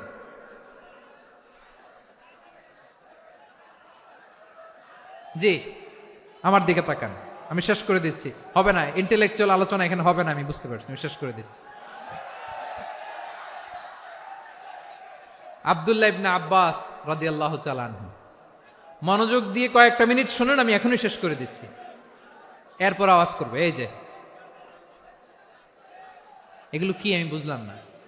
আমি বললাম না সব করা যাবে, বসে যাও, শুয়ে যাও, চলে যাও, আওয়াজ করা যাবে না। অন্যকে বসো এটাও বলার দরকার নাই, জাস্ট এদিকে তাকাও। আল্লাহ। আব্দুল্লাহ ইবনে আব্বাস রাদিয়াল্লাহু তাআলা আনহু, ওনাকে বিশ্বনবী হাতে কলমে শিক্ষা দিয়েছেন। যেহেতু উম্মতের শিক্ষাবিদ হবেন, এডুকেটর হবেন। তো বিশ্বনবী রাতে যখন তাহাজ্জুদ পড়তেন, ছোট্ট আব্দুল্লাহ ঘরে থাকতো। বুঝতে পেরেছেন? ছোট্ট মানুষ তো ঘরে থাকতো। তো বিশ্বনবী তাহাজ্জুদের জন্য একবার দাঁড়িয়েছেন, ছোট্ট আব্দুল্লাহ অজু করে দাঁড়াইছে। আচ্ছা বলেন তো, ইমাম আর মুসল্লি মোট যদি দুইজন হয়, একজন ইমাম একজন মুসল্লি, তো মুসল্লি ইমামের কোন দিকে দাঁড়াবে? ডানে দাঁড়াবে। ছোট্ট আব্দুল্লাহ বুঝে নাই, বিশ্বনবী তাহাজ্জুদ শুরু করেছেন, উনি একতেদা করছেন আর দাঁড়াইছেন বায়ে। কোথায় দাঁড়িয়েছেন? আব্দুল্লাহ বলেন, যখন আমি বায়ে দাঁড়ালাম, আখাযা রাসূলুল্লাহ সাল্লাল্লাহু আলাইহি ওয়াসাল্লাম উযুনি আল ইউমনা ইয়াফতিলুহা, বিশ্বনবী নামাজরত অবস্থায় আমার কান ধরে টেনে আমার ডান দিকে এনে দাঁড় করায় দিলেন। পড়েন সুবহানাল্লাহ। দেখেন, হাতে কলমে শিক্ষা। আর জীবনে ভুল হবে? কথা কয় না, আর ভুল হবে? আর ভুল হবে না। এভাবে বিশ্বনবীর অনেক সঙ্গ পেয়েছেন, সফর করেছেন, একই বাহনে বসেছেন, এক বাহনে বসে লম্বা নাসিহত করেছেন, বলেছেন, ইয়া গোলাম ইহফাজিল্লাহ ইয়াহফাজকা, ইহফাজিল্লাহ তাজিদহু তুজাহাক, ইযা সাআলতা ফাসআলিল্লাহ ওয়া ইযা ইসতাআনতা ফাসতাইন বিল্লাহ। আল্লাহর বিধান মানো, আল্লাহর বিধান রক্ষা করো, আল্লাহ তোমায় রক্ষা করবে। আব্দুল্লাহ, চাইতে হলে আল্লাহর কাছে চাও, সাহায্য চাইতে হলে আল্লাহর কাছে সাহায্য চাও। মনে রাখো, গোটা বিশ্বের সবাই যদি তোমার সাহায্য করতে চায়, ততটুকুই করতে পারবে যতটুকু আল্লাহ তোমার নসিবে রেখেছে। গোটা বিশ্ব যদি তোমার বিরুদ্ধে ষড়যন্ত্রে দাঁড়িয়ে যায়, ক্ষতি ততটুকু করতে পারবে যতটুকু তোমার জন্য বরাদ্দ আছে। এর বাইরে কিছু করতে পারবে না। আওয়াজ করে বলেন ঠিক কিনা? এভাবে হাতে কলমে শিখিয়েছেন, বিশ্বনবীর সঙ্গ পেয়েছেন। উনাকে বিষ্ণু ইসলাম শিক্ষাবিদ, এডুকেটর অফ দিস উম্মাহ হিসেবে সিলেক্ট করেছেন, হাতে কলমে শিখিয়েছেন। বিশ্বনবী একবার প্রকৃতির ডাকে সাড়া দিয়ে এসেছেন। এখন কি করতে হবে? নামাজের জন্য অজু করতে হবে। বিশ্বনবী এসেই দেখেন অজুর বদনায় পানি ভরা, খুশি হয়ে গেলেন। বললেন, কে রেখেছে পানি? একজন বলল, আব্দুল্লাহ রেখেছে। বিশ্বনবী অত্যন্ত খুশি হলেন। খুশি হয়ে একটা দোয়া করলেন, বললেন, আল্লাহুম্মা ফাক্কিহু ফিদ্দীন ওয়া আল্লিমহু তা'ওয়ীল। আল্লাহ, তুমি আব্দুল্লাহকে দ্বীনের বুঝ দিও আর কোরআনের তাফসির শিক্ষা দিও। বিশ্বনবীর এই দোয়া এমন লাগছে, উনি রাইসুল মুফাসসিরিন, এই পৃথিবীতে যত মুফাসসির ছিল, যত মুফাসসির আসবে, সকল মুফাসসিরের সম্রাট হিসেবে স্বীকৃত হয়েছেন। আব্দুল্লাহ ইবনে আব্বাস, বিশ্বনবী ওনারে আজান শিখান নাই, বিশ্বনবী ওনারে ল্যাঙ্গুয়েজ শিখান নাই, বিশ্বনবী ওনারে অ্যাম্বাসাডর বানান নাই, হাতে কলমে শিক্ষা দিয়েছেন। ছোট্ট মানুষ, বিশ্বনবী ইন্তেকাল করলেন। আবু বকরের সময় গেল, ওমরে ফারুকের খেলাফত, তখনও তিনি তরুণ। ওমরে ফারুক রাদিয়াল্লাহু তাআলা আনহু ওনার ক্যাবিনেট মিনিস্ট্রির বৈঠকে এ আব্দুল্লাহ ইবনে আব্বাসকে পাশ দিয়ে বসায় রাখতেন। বয়স্ক সাহাবারা এটা পছন্দ করতো না। তারা বলতো, ঘটনা কি? আব্দুল্লাহর মতো ছেলে নাতি আমাদের আছে, এরা কেন রাখে ওমরে ফারুক? ওমরে ফারুক এটা টের পেলেন। তিনি বুঝতে পারলেন যে ক্যাবিনেট মেম্বাররা এটা পছন্দ করে না, ছোট্ট আব্দুল্লাহরা কেন রাখি, কেন যে রাখি, এটা একদিন বুঝাবো। একদিন মিটিং এ তিনি সবাইকে বললেন, ইদা জাআ নাসরুল্লাহি ওয়াল ফাতহ। এই আয়াত দ্বারা উদ্দেশ্য কি বলেন তো মুরব্বী সাহাবীরা? এক সাহাবী বলেন, এই সূরা দ্বারা উদ্দেশ্য, আল্লাহ বলেছেন আমাদেরকে বিভিন্ন ল্যান্ড, বিভিন্ন এলাকা বিজয় করতে হবে। ওমরে ফারুক বললেন, না, হয়নি। আরেকজন বললেন, বিজয় হওয়ার পর আমাদের বেশি বেশি আল্লাহর বরত্বের ঘোষণা দিতে হবে, এটা উদ্দেশ্য। ওমরে ফারুক বললেন, না, হয় নাই। যারা জিজ্ঞেস করেন কেউ পারে না। সব শেষে বিশ্বনবী ছোট্ট আব্দুল্লাহরে বলেন, আব্দুল্লাহ, ইদা জাআ নাসরুল্লাহি ওয়াল ফাতহ, এর দ্বারা উদ্দেশ্য কি বলতো? ছোট্ট আব্দুল্লাহ বলেন, হুয়া আজালু রাসূলিল্লাহ। এই আয়াত দ্বারা বিশ্বনবীর বিদায়কে উদ্দেশ্য নেওয়া হয়েছে। ওমরে ফারুক বললেন, হাযা হুয়া, এটাই তো সঠিক উত্তর, এটাই সঠিক তাফসীর এই আয়াতের। কারণ ইদা জাআ নাসরুল্লাহি ওয়াল ফাতহ, যখন আল্লাহর সাহায্য আর বিজয় আসবে, ওয়া রাআইতান নাসা ইয়াদখুলুনা ফি দীনিল্লাহি আফওয়াজা, আপনি দেখবেন দলে দলে, ঢলে ঢলে, বানের পানির মতো মানুষ ইসলামের দিকে ঢুকতেছে। ইসলামের বিজয় হয়েছে। তো ইসলামের বিজয়ের মিশন নিয়ে নবী আসছে। বিজয়ী যখন হয়ে গেছে, এখন তো নবীর বিদায় হবে। জোরে বলেন ঠিক কিনা? কোন সাহাবী এই সূক্ষ্ম কথাটা ধরতে পারে নাই, ওই আব্দুল্লাহ ছাড়া। আব্দুল্লাহ যখন উত্তর দিছে, সব সাহাবীদের টনক নড়েছে। এরপর থেকে কোনো ক্যাবিনেট মিটিং এ আর কোন সাহাবারা কোনো প্রশ্ন করে নাই। আওয়াজ করে পড়েন সুবহানাল্লাহ। বিশ্বনবী আব্দুল্লাহ ইবনে আব্বাসকে দ্য এডুকেটর অফ দ্য উম্মাহ, উম্মার শিক্ষাবিদ হিসেবে গ্রহণ করেছেন। আওয়াজ করে পড়তে হবে আল্লাহু আকবার। সাহাবীদের নামগুলো মনে থাকবে? এক নম্বরে আবু মাহজুরা, মুয়াজ্জিন বানাইছেন। যায়েদ ইবনে সাবিত, দোভাষী, ট্রান্সলেটর অফ প্রফেট। এবং তিনি ছিলেন বিশ্বনবীর ব্যক্তিগত সচিব। মুসআব ইবনে উমাইর, the first ambassador and diplomat of Islam. আব্দুল্লাহ ইবনে আব্বাস, এই উম্মার সবচেয়ে বড় এডুকেটর, শিক্ষাবিদ। আরেকজন ছিল আব্দুল্লাহ ইবনে মাসউদ রাদিয়াল্লাহু তাআলা। দুই আব্দুল্লাহ, আব্বাস গেল, আরেকজন হচ্ছে মাসউদ। মক্কার তরুণ, ছাগল পালতো মুশরিকের বিশ্বনবী আর আবু বকর রাদিয়াল্লাহু তাআলা আনহু একবার গেলেন, যে দেখে এই তরুণ দাঁড়ায় আছে। বিশ্বনবী বলেন, আমি খুব ক্ষুধার্ত, তোমার কাছে কি দুধ আছে ছাগলের? আব্দুল্লাহ ইবনে মাসউদ বলে, আছে। ওয়ালাকিন আনা মুতামান, কিন্তু যে দুধ আছে এটা আমানতের, আমি দিতে পারবো না। বিশ্বনবী এইটা শুনেই তারা টার্গেট করে ফেলছে। আনা মুতামান, দুধ আছে কিন্তু এটা আমার মালিকের, আমি তো দরদ দেখায় আমার মালিকের দুধ আপনি পথিক, আপনারা দিতে পারি না। বিশ্বনবী টার্গেট করে ফেলছেন, এরে আমার কাজে লাগাইতে হবে। বিশ্বনবী বললেন, আচ্ছা ঠিক আছে, দুধ দিও না, কিন্তু এমন ছাগি আছে কিনা যেই ছাগির সাথে কোনো ছাগলের মিলন হয় নাই, তার ওলানে দুধও আসে নাই, বাচ্চাও নাই, এরকম ছাগির থেকে যদি আমি দুধ খাই তাহলে তো সমস্যা নাই। বলতেছে, এরকম ছাগির থেকে দুধ খাইলে সমস্যা নাই, কারণ এরকম ছাগির ওলান থেকে দুধ আসবেও না। বলতেছে, ঠিক আছে, এরকম একটা ছাগি নিয়ে আসা হলো। বিশ্বনবী বিসমিল্লাহ বলে ওই ছাগির ওলানে হাত দিলেন। হাত দিতে দেরি, পুরো ওলানটা দুধে ভরে যেতে দেরি হয় না। বিশ্বনবী আর আবু বকর রাদিয়াল্লাহু তাআলা আনহু দহন করে পেট ভরে খেলেন। এই দৃশ্য আব্দুল্লাহ ইবনে মাসউদের হৃদয়ে দাগ কাটলো। এই মুআজিজা দেখে তিনি বললেন, আশহাদু আল্লা ইলাহা ইল্লাল্লাহ ওয়া আশহাদু আন্না মুহাম্মাদুর রাসূলুল্লাহ। তিনি ষষ্ঠ মুসলিম ছিলেন, 6 নম্বর মুসলমান। ওনাকে টার্গেট করে বিশ্বনবী দেখলেন এমন ইন্টেলেকচুয়াল ব্রেন, উনি সূক্ষ্ম সূক্ষ্ম জিনিস বুঝে বেশি, ফিকহি জ্ঞান ওনার মধ্যে বেশি। বিশ্বনবী ওনাকে কোরআনের জ্ঞান শিক্ষা দিতে লাগলেন। উনি বিশ্বনবী সবার কাছে কোরআন শোনায়, কিন্তু বিশ্বনবী নিজে আব্দুল্লাহ ইবনে মাসউদের কাছ থেকে কোরআন শুনতো। বিশ্বনবী একবার বললেন, ইকরা আলাইয়া ইয়া মাসউদ। ইবনে মাসউদ, একবার শোনাও তো কোরআন দেখি। আব্দুল্লাহ ইবনে মাসউদ বলে, আকরাউ আলাইকা ওয়া আলাইকা উনজিল। নবী, আপনার উপর কোরআন নাজিল হয় আর আমি আপনার সামনে কোরআন পড়ব।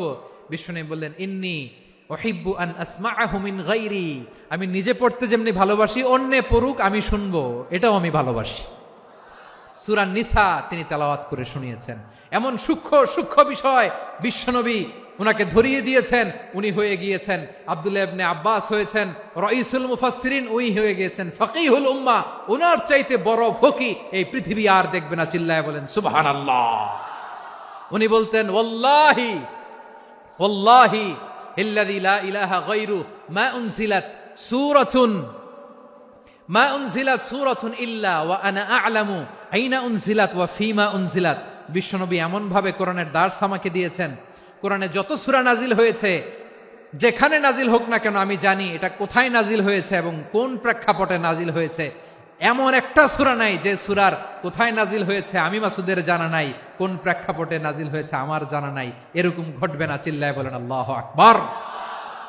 এই আব্দুল্লাহ ইবনে মাসউদ রাদিয়াল্লাহু তাআলা আনহু ওমর ফারুকের সময় কুফার চিফ জাস্টিস ছিলেন।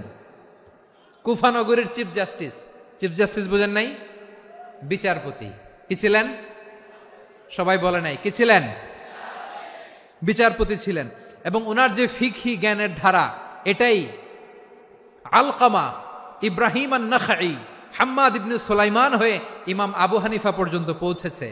এবং ওনার ফিকহি জ্ঞানের ধারাই হানাফি মাযহাবে অ্যাকসেপ্ট হয়েছে। আজও এগুলো হানাফি মাযহাবে চর্চিত হয়। হানাফি মাযহাবের সব ফিক আব্দুল্লাহ ইবনে মাসউদের ফিকহি জ্ঞানের ধারা থেকে নেওয়া হয়েছে। চিল্লায় পড়েন সুবহানাল্লাহ। তাহলে উনাকে বিশ্বনবী বানিয়েছেন জুরিস্ট, আইনবিদ, ফকিহ। উনারে আজান শিখান নাই।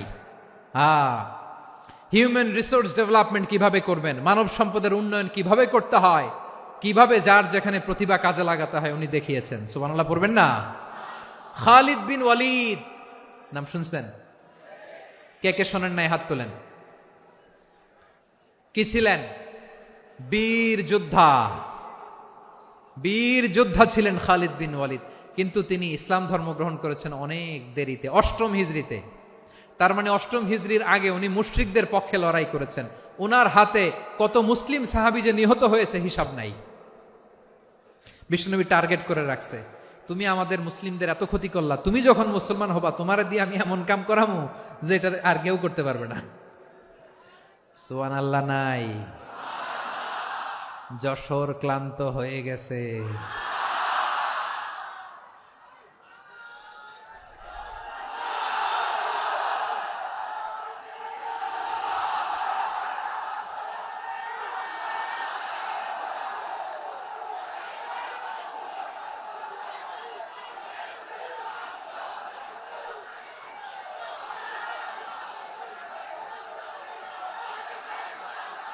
মাশাআল্লাহ, বসুন বসুন বসুন। খালিদ বিন ওয়ালিদ রাদিয়াল্লাহু তাআলা আনহু 8ম হিজরিতে মুসলিম হয়েছেন, মক্কা বিজয়ের আগে। তো মক্কা বিজয়ের আগে যখন মুসলিম হয়েছেন, এর আগে কি করছেন? কাফিরদের সাথে যুদ্ধ করেছেন। উনি উহুদের যুদ্ধে মুসলমানদের যে পরাজয় ভাব, কঠিন পরিস্থিতির মুখোমুখি উনার কারণে পেছন থেকে এমন আতর্কিত আক্রমণ করেছেন, মুসলমানদেরকে কচুকাটা করেছেন। 8ম হিজরিতে আল্লাহ তাআলা হেদায়েতের নূর দিয়ে ওনার হৃদয়টাকে উজালা করে দিলেন। লা ইলাহা, এটা এমন বাণী যার হৃদয়ে একবার টাচ খাবে, এইটা থেকে সে আর পালিয়ে বেড়াতে পারে।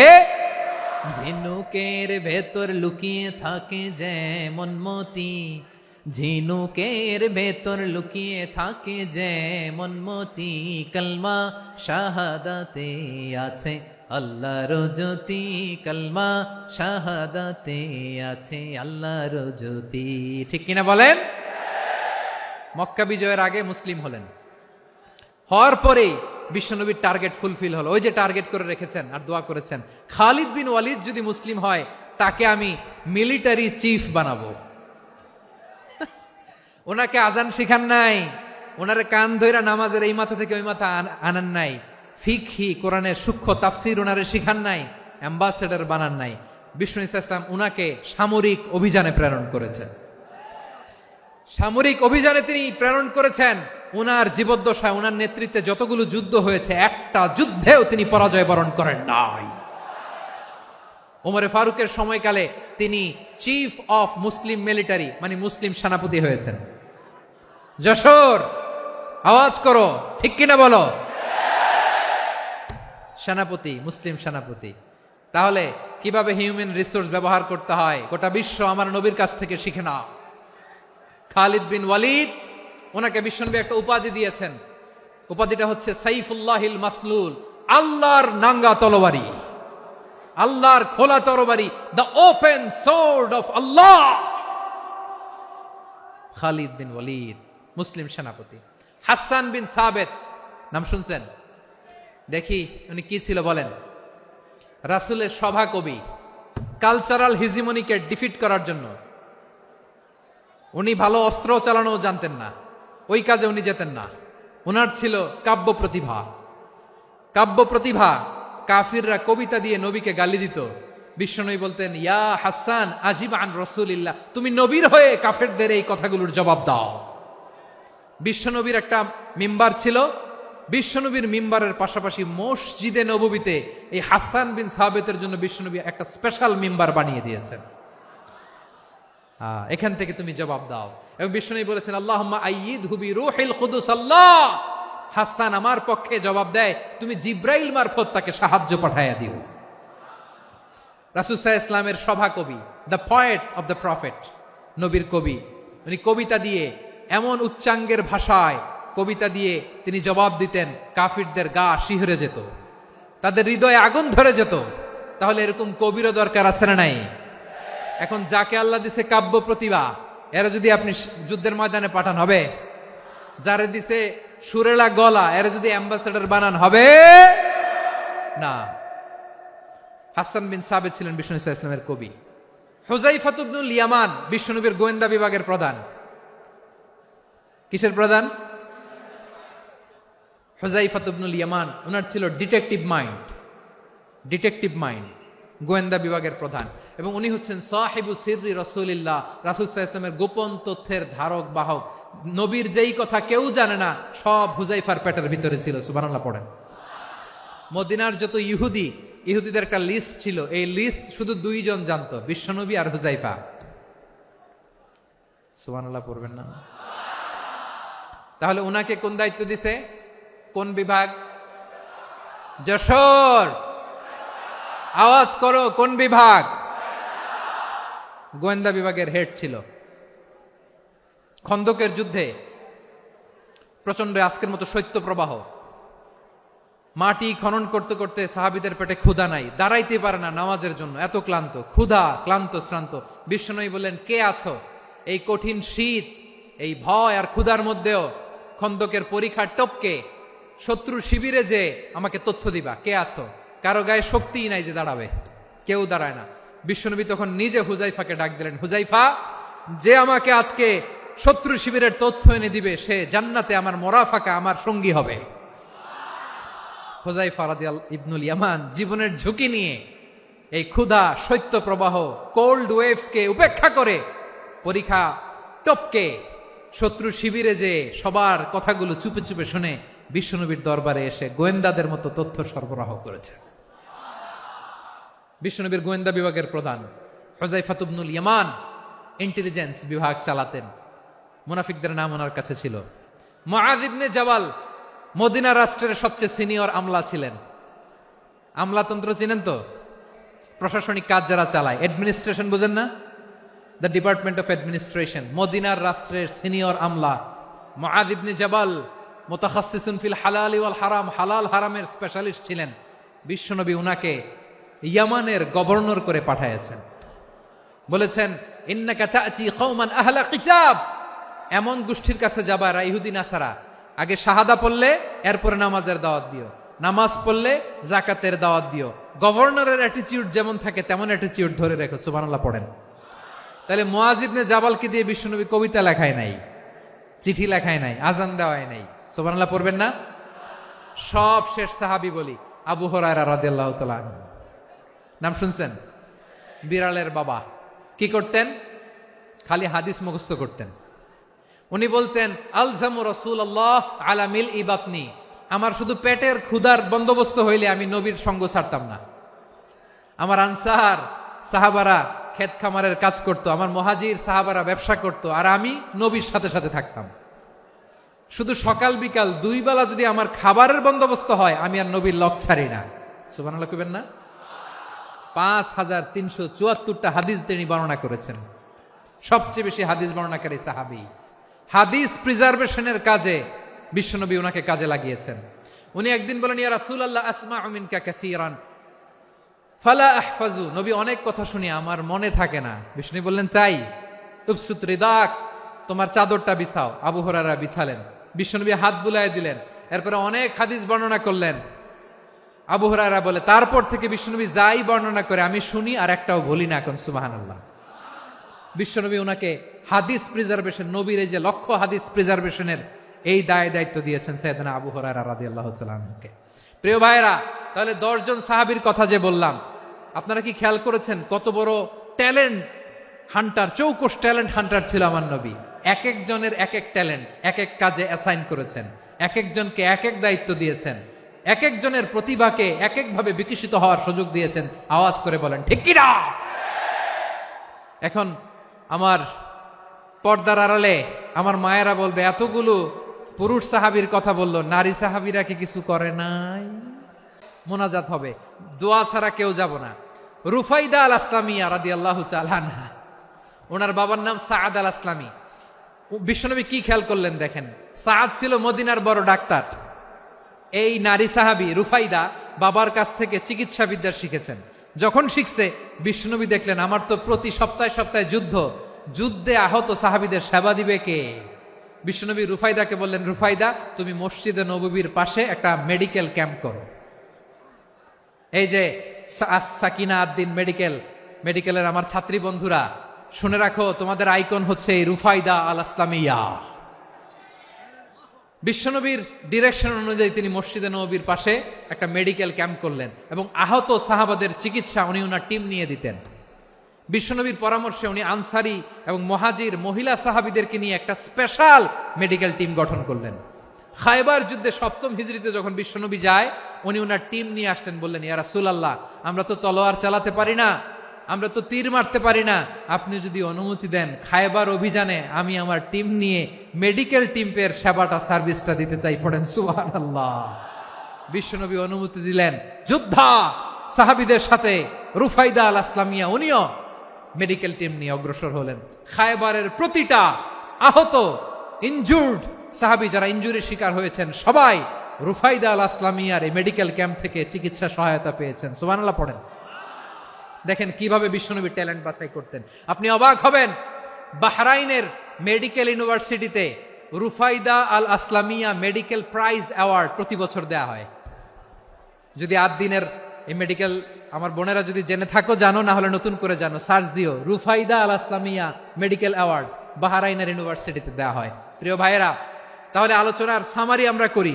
বিশ্বনবী যার যেখানে ট্যালেন্ট তাকে ওইখানে কাজে লাগাতেন। আওয়াজ করে বলেন ঠিক কিনা? এবার একটা ইন্টারভিউ হবে, আওয়াজ করে বলেন আবু মাহজুরাকে বিশ্বনবী কি বানাইছেন? হ্যাঁ, ভুলে গেছেন? সামনের চুলে হাত দিয়ে বিশ্বনবী কি সুন্দর গলায় আজান শিখালেন, মুয়াজ্জিন। যায়েদ বিন সাবিতকে একাডেমিক প্রজেক্টের দায়িত্ব দিয়েছেন, তিনি ছিলেন বিশ্বনবীর দোভাষী ব্যক্তিগত সচিব। মুসাব ইবনে উমায়ের, the first ambassador of Islam. আব্দুল্লাহ ইবনে আব্বাস, উম্মার বড় শিক্ষাবিদ, মুফাসসির। আব্দুল্লাহ ইবনে মাসউদ, আব্দুল্লাহ ইবনে মাসউদ ছিলেন জুরিস্ট। কি ছিলেন?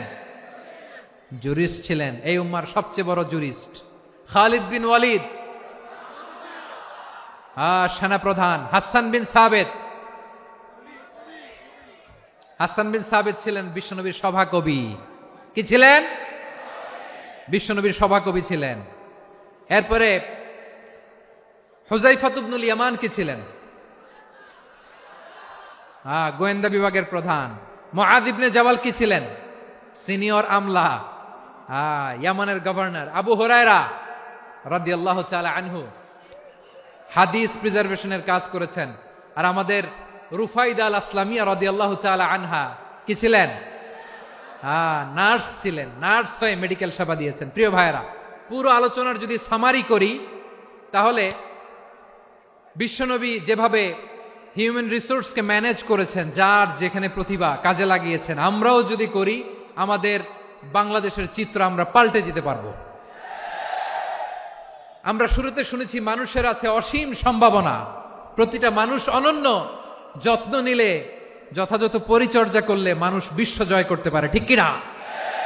আমাদের হাফেজে কোরআনের সামনে দাঁড়াতে পারে এমন কোন হাফেজে কোরআন আল্লাহর জমিনে জন্ম হয় নাই। গোটা বিশ্ব কাঁপিয়ে তারা সেরা, আমাদের ক্রিকেটাররা সেরা, আমাদের তৈরি পোশাক শিল্প সেরা। এরকম অনেক অনেক সেরা জিনিস আছে, আমরা এগুলোরে নার্চারিং করতে পারি নাই, পরিচর্যা করতে পারি নাই, সঠিক তারবিয়াতের অভাব। তাহলে মানুষের অসীম সম্ভাবনাকে কাজে লাগাতে হবে। ঠিক কিনা বলেন? ইউনুস গভর্নমেন্টকে আমি বলবো, অল্প সময়ের জন্য আপনারা এসেছেন, সংস্কারও করতে হবে, আবার নির্বাচনও করতে হবে। সব সংস্কার হয়তো করতে পারবেন না, যতটুকু পারবেন এর মধ্যে আমাদের যে হিউজ ম্যান পাওয়ার, আমাদের যে মানব সম্পদ, হিউম্যান রিসোর্স, এটাকে ডেভেলপ করে আপনাদের যেতে হবে। যেটা পারবেন না সেটাকে পরবর্তী নির্বাচিত গভর্নমেন্টের কাছে রেখে যেতে হবে, যে তারা যেন করে, তাদের কাছে আপনারা এটা রেখে যাবেন। তাহলে মানুষ চাইলে বিশ্ব জয় করতে পারে। আর মানুষকে হারাতে পারে কেউ? জোরে বলো যশোর, মানুষকে হারাতে পারে কেউ? আল্লাহ আমাদেরকে জনসংখ্যা দিয়েছেন। প্রিয় ভাইয়েরা, এই জনসংখ্যা অনেক বড় সম্পদ, এটা আমাদের জন্য অভিশাপ নয়, আশীর্বাদ। আমাদের জনসংখ্যাকে যদি আমরা জনশক্তিতে রূপান্তর করতে পারি, আজকে বাংলাদেশ যে অবস্থানে দাঁড়িয়ে আছে, বাংলাদেশ তার 20 গুণ উন্নতির শিখরে চলে যাবে। চিল্লায় বলো ঠিক কিনা? আমাদের শ্রমিক ভাইয়েরা বাইরে কাজ করে, আমাদের শ্রমজীবী ভাইয়েরা, প্রবাসীরা, তাদের ব্যাপারে গুরুত্ব দিতে হবে। আমাদের শ্রমের দাম সবচেয়ে কম, সবচেয়ে কম। তারা এম্বাসিতে গুরুত্ব পায় না, এয়ারপোর্টে গুরুত্ব পায় না। এই সরকার অবশ্য তাদেরকে অনেক গুরুত্ব দিচ্ছে। আমাদের অদক্ষ শ্রমিককে যখন আমরা দুবাই পাঠাই, অল্প বেতন পায়, কিন্তু ইন্ডিয়ানরা দক্ষ শ্রমিক পাঠাইলে তার 3 গুণ বেতন পায়। আমরা আমাদের শ্রমিকদেরকে অদক্ষ ভাবে আর পাঠাতে চাই না, দক্ষ শ্রমিক পাঠিয়ে আমরা রেমিটেন্সের বন্যা বইয়ে দেব।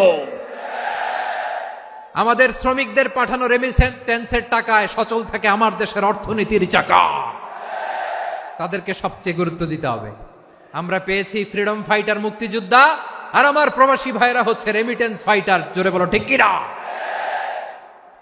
তাহলে আমাদের এই জনশক্তিকে জনসম্পদে ট্রান্সফর্ম করতে হবে। ঠিক কিনা বলেন? সরকার জনগণকে এভাবে পলিশ করতে হবে। মা বাবারা ছেলে মেয়েদের মধ্যে কার কোন যোগ্যতা তাকে ওইভাবে কাজে লাগাতে হবে। সবার এ প্লাস পাওয়ার কোনো দরকার নাই। আমাদের দেশে একটা টেন্ডেন্সি আছে, পরীক্ষায় এ প্লাস না পাইলে কই তুই কি করলি, পাশের বাড়ির ছেলে এ প্লাস পাইছে, যা ওর পা ধোয়া পানি খা। কি খা? তা আমি ভাবছি যে পা ধোয়া, এ প্লাস পাওয়া ছেলেদের পা ধোয়া পানির একটা পানির ব্র্যান্ড বানাইতে হবে। এরকম লেখা থাকবে, এ প্লাস পাওয়া ছেলেদের পা ধোয়া পানি। খাওয়া নাই, এগুলার খাওয়া নাই। ওরে আল্লাহ এ প্লাস পাওয়ার জন্য বানাইছে, আর আপনার ছেলেকে এই এ প্লাস গুলারে নিয়ন্ত্রণ করার জন্য আল্লাহ বানাইছে। ওকে দিয়ে আল্লাহ কি করবে আপনি জানেনই না। একটা এ প্লাস, একটা এ গ্রেড একটা মানুষের জীবনকে ঠিক করে দিতে পারে না। আপনার ছেলেকে আল্লাহ অন্যদিকে যোগ্যতা দিয়েছে। ওদের মনোবল ভাঙবেন না, খবরদার খবরদার। ছেলে মেয়েদের মনোবল ভাঙবেন না। যাকে দিয়ে যেটা হবে তাকে দিয়ে সেটা করতে হবে, তার প্রতিভাকে সেভাবে কাজে লাগাতে হবে। তাহলে বাংলাদেশ, আমাদের এই জনসংখ্যা জনসম্পদে রূপান্তরিত হবে। আমাদের সরকারের তত্ত্বাবধানে আমাদের 18 কোটি জনগণ দক্ষ জনশক্তিতে রূপান্তরিত হোক, আমরা চাই কি চাই না? আমরা ভালো মানুষ, শ্রেষ্ঠ মানুষ হতে চাই কি চাই না? ওই জাপানিজদের মতো সৎ, ওই ইউরোপিয়ানদের মতো কালচার্ড। আমাদেরকে আল্লাহ তাআলা কোরআন সুন্নাহ অনেক কিছু দিয়েছেন। যেহেতু বর্তমানে আমরা দেখছি তারা সৎ, তাদের মধ্যে ভ্যালিউ আছে, সেগুলো আমাদের মধ্যে আনার দরকার আছে না নাই? আর ইসলাম দিয়ে আমাদের জীবনকে সাজাতে হবে, ইসলাম দিয়ে আমার পরিবারকে সাজাতে হবে। ইসলাম থেকে, কোরআন থেকে প্রেসক্রিপশন না নিলে জীবন সুন্দর হবে না। কোরআন থেকে প্রেসক্রিপশন না নিলে সমাজ সুন্দর হবে না। কোরআনের প্রেসক্রিপশন না মানলে রাষ্ট্র সুন্দর হবে না। কোরআনের প্রেসক্রিপশন অ্যাপ্লাই না করলে শুধু দুর্নীতি দমন কমিশন দিয়ে দুর্নীতি বন্ধ করা যাবে না। এজন্য কোরআনের আইন আমরা চাই কি চাই না? প্রিয় ভাইয়েরা, হিউম্যান রিসোর্স ডেভেলপমেন্ট, মানব সম্পদের উন্নয়ন, আমাদের সরকার যেন এদিকে নজর দেয়। আমরা যেন এই ব্যাপারে যত্নবান হয়ে উঠি। যাকে আল্লাহ যে যোগ্যতা দিয়েছে, এই যোগ্যতা দিয়ে আমরা যেন ইসলামের জন্য, দেশের জন্য কাজ করি। আমরা যেন আমাদের স্কিল ডেভেলপ করি, আমাদের পটেনশিয়ালকে ডেভেলপ করি। মোরালিটি, ভ্যালিউজ নিয়ে শায়েখ আহমদুল্লাহ আলোচনা করেছেন, এগুলো দিয়ে যেন আমরা আমাদেরকে সাজাই। আল্লাহ তাআলা আমাদের দেশকে তুমি নিরাপদ করো, আমরা পড়ি আমিন। আল্লাহ আমার 18 কোটি জনগণকে তুমি জনশক্তিতে রূপান্তরিত করো, আমিন। আল্লাহ আমরা হাতে হাত রেখে, কাঁধে কাঁধ মিলিয়ে ভাইয়ে ভাইয়ে যেন এই দেশকে গড়তে পারি, আল্লাহ তুমি তৌফিক দান করো, আমরা পড়ি আমিন। আমার প্রিয় মহিউদ্দিন ভাই বলেছেন, হুজুর এমন একটা ঘোষণাপত্র দিয়ে যাবেন আজকের এই ঐতিহাসিক যশোরের প্রোগ্রামে, যেটা গোটা বাংলাদেশে মানুষ এটার উপর আমল করে। আমি যে কথাটা বলেছি এটাই, আসুন আমরা আমাদের জনসংখ্যাকে জনসম্পদে ট্রান্সফর্ম করি। আমাদের জনসংখ্যাকে আমরা যেন জনশক্তিতে রূপান্তরিত করি। জনসংখ্যাকে ট্রান্সফর্ম করে জনশক্তি দিয়ে আমরা যেন আগামীর বাংলাদেশ, স্বাধীন বাংলাদেশ 2.0 কে গড়ে তুলি। আল্লাহ তাআলা আমাদের সবাইকে কথাগুলো বোঝার, আমল করার তৌফিক দান করুন। এই জেনজি, ক্ষমা করে দিও আমাকে, অনেক ধমক দিছি, বকা দিছি। আল্লাহ তোমাদেরকে করুক, কবুল করুক, যশোরবাসীকে কবুল করুক, আদ দিনকে কবুল করুক, এই মেডিকেল কলেজকে কবুল করুক, ইসলামের জন্য বাঁধ ভাঙা এই জোয়ার এবং উচ্ছ্বাসকে আল্লাহ তাআলা কবুল করুক।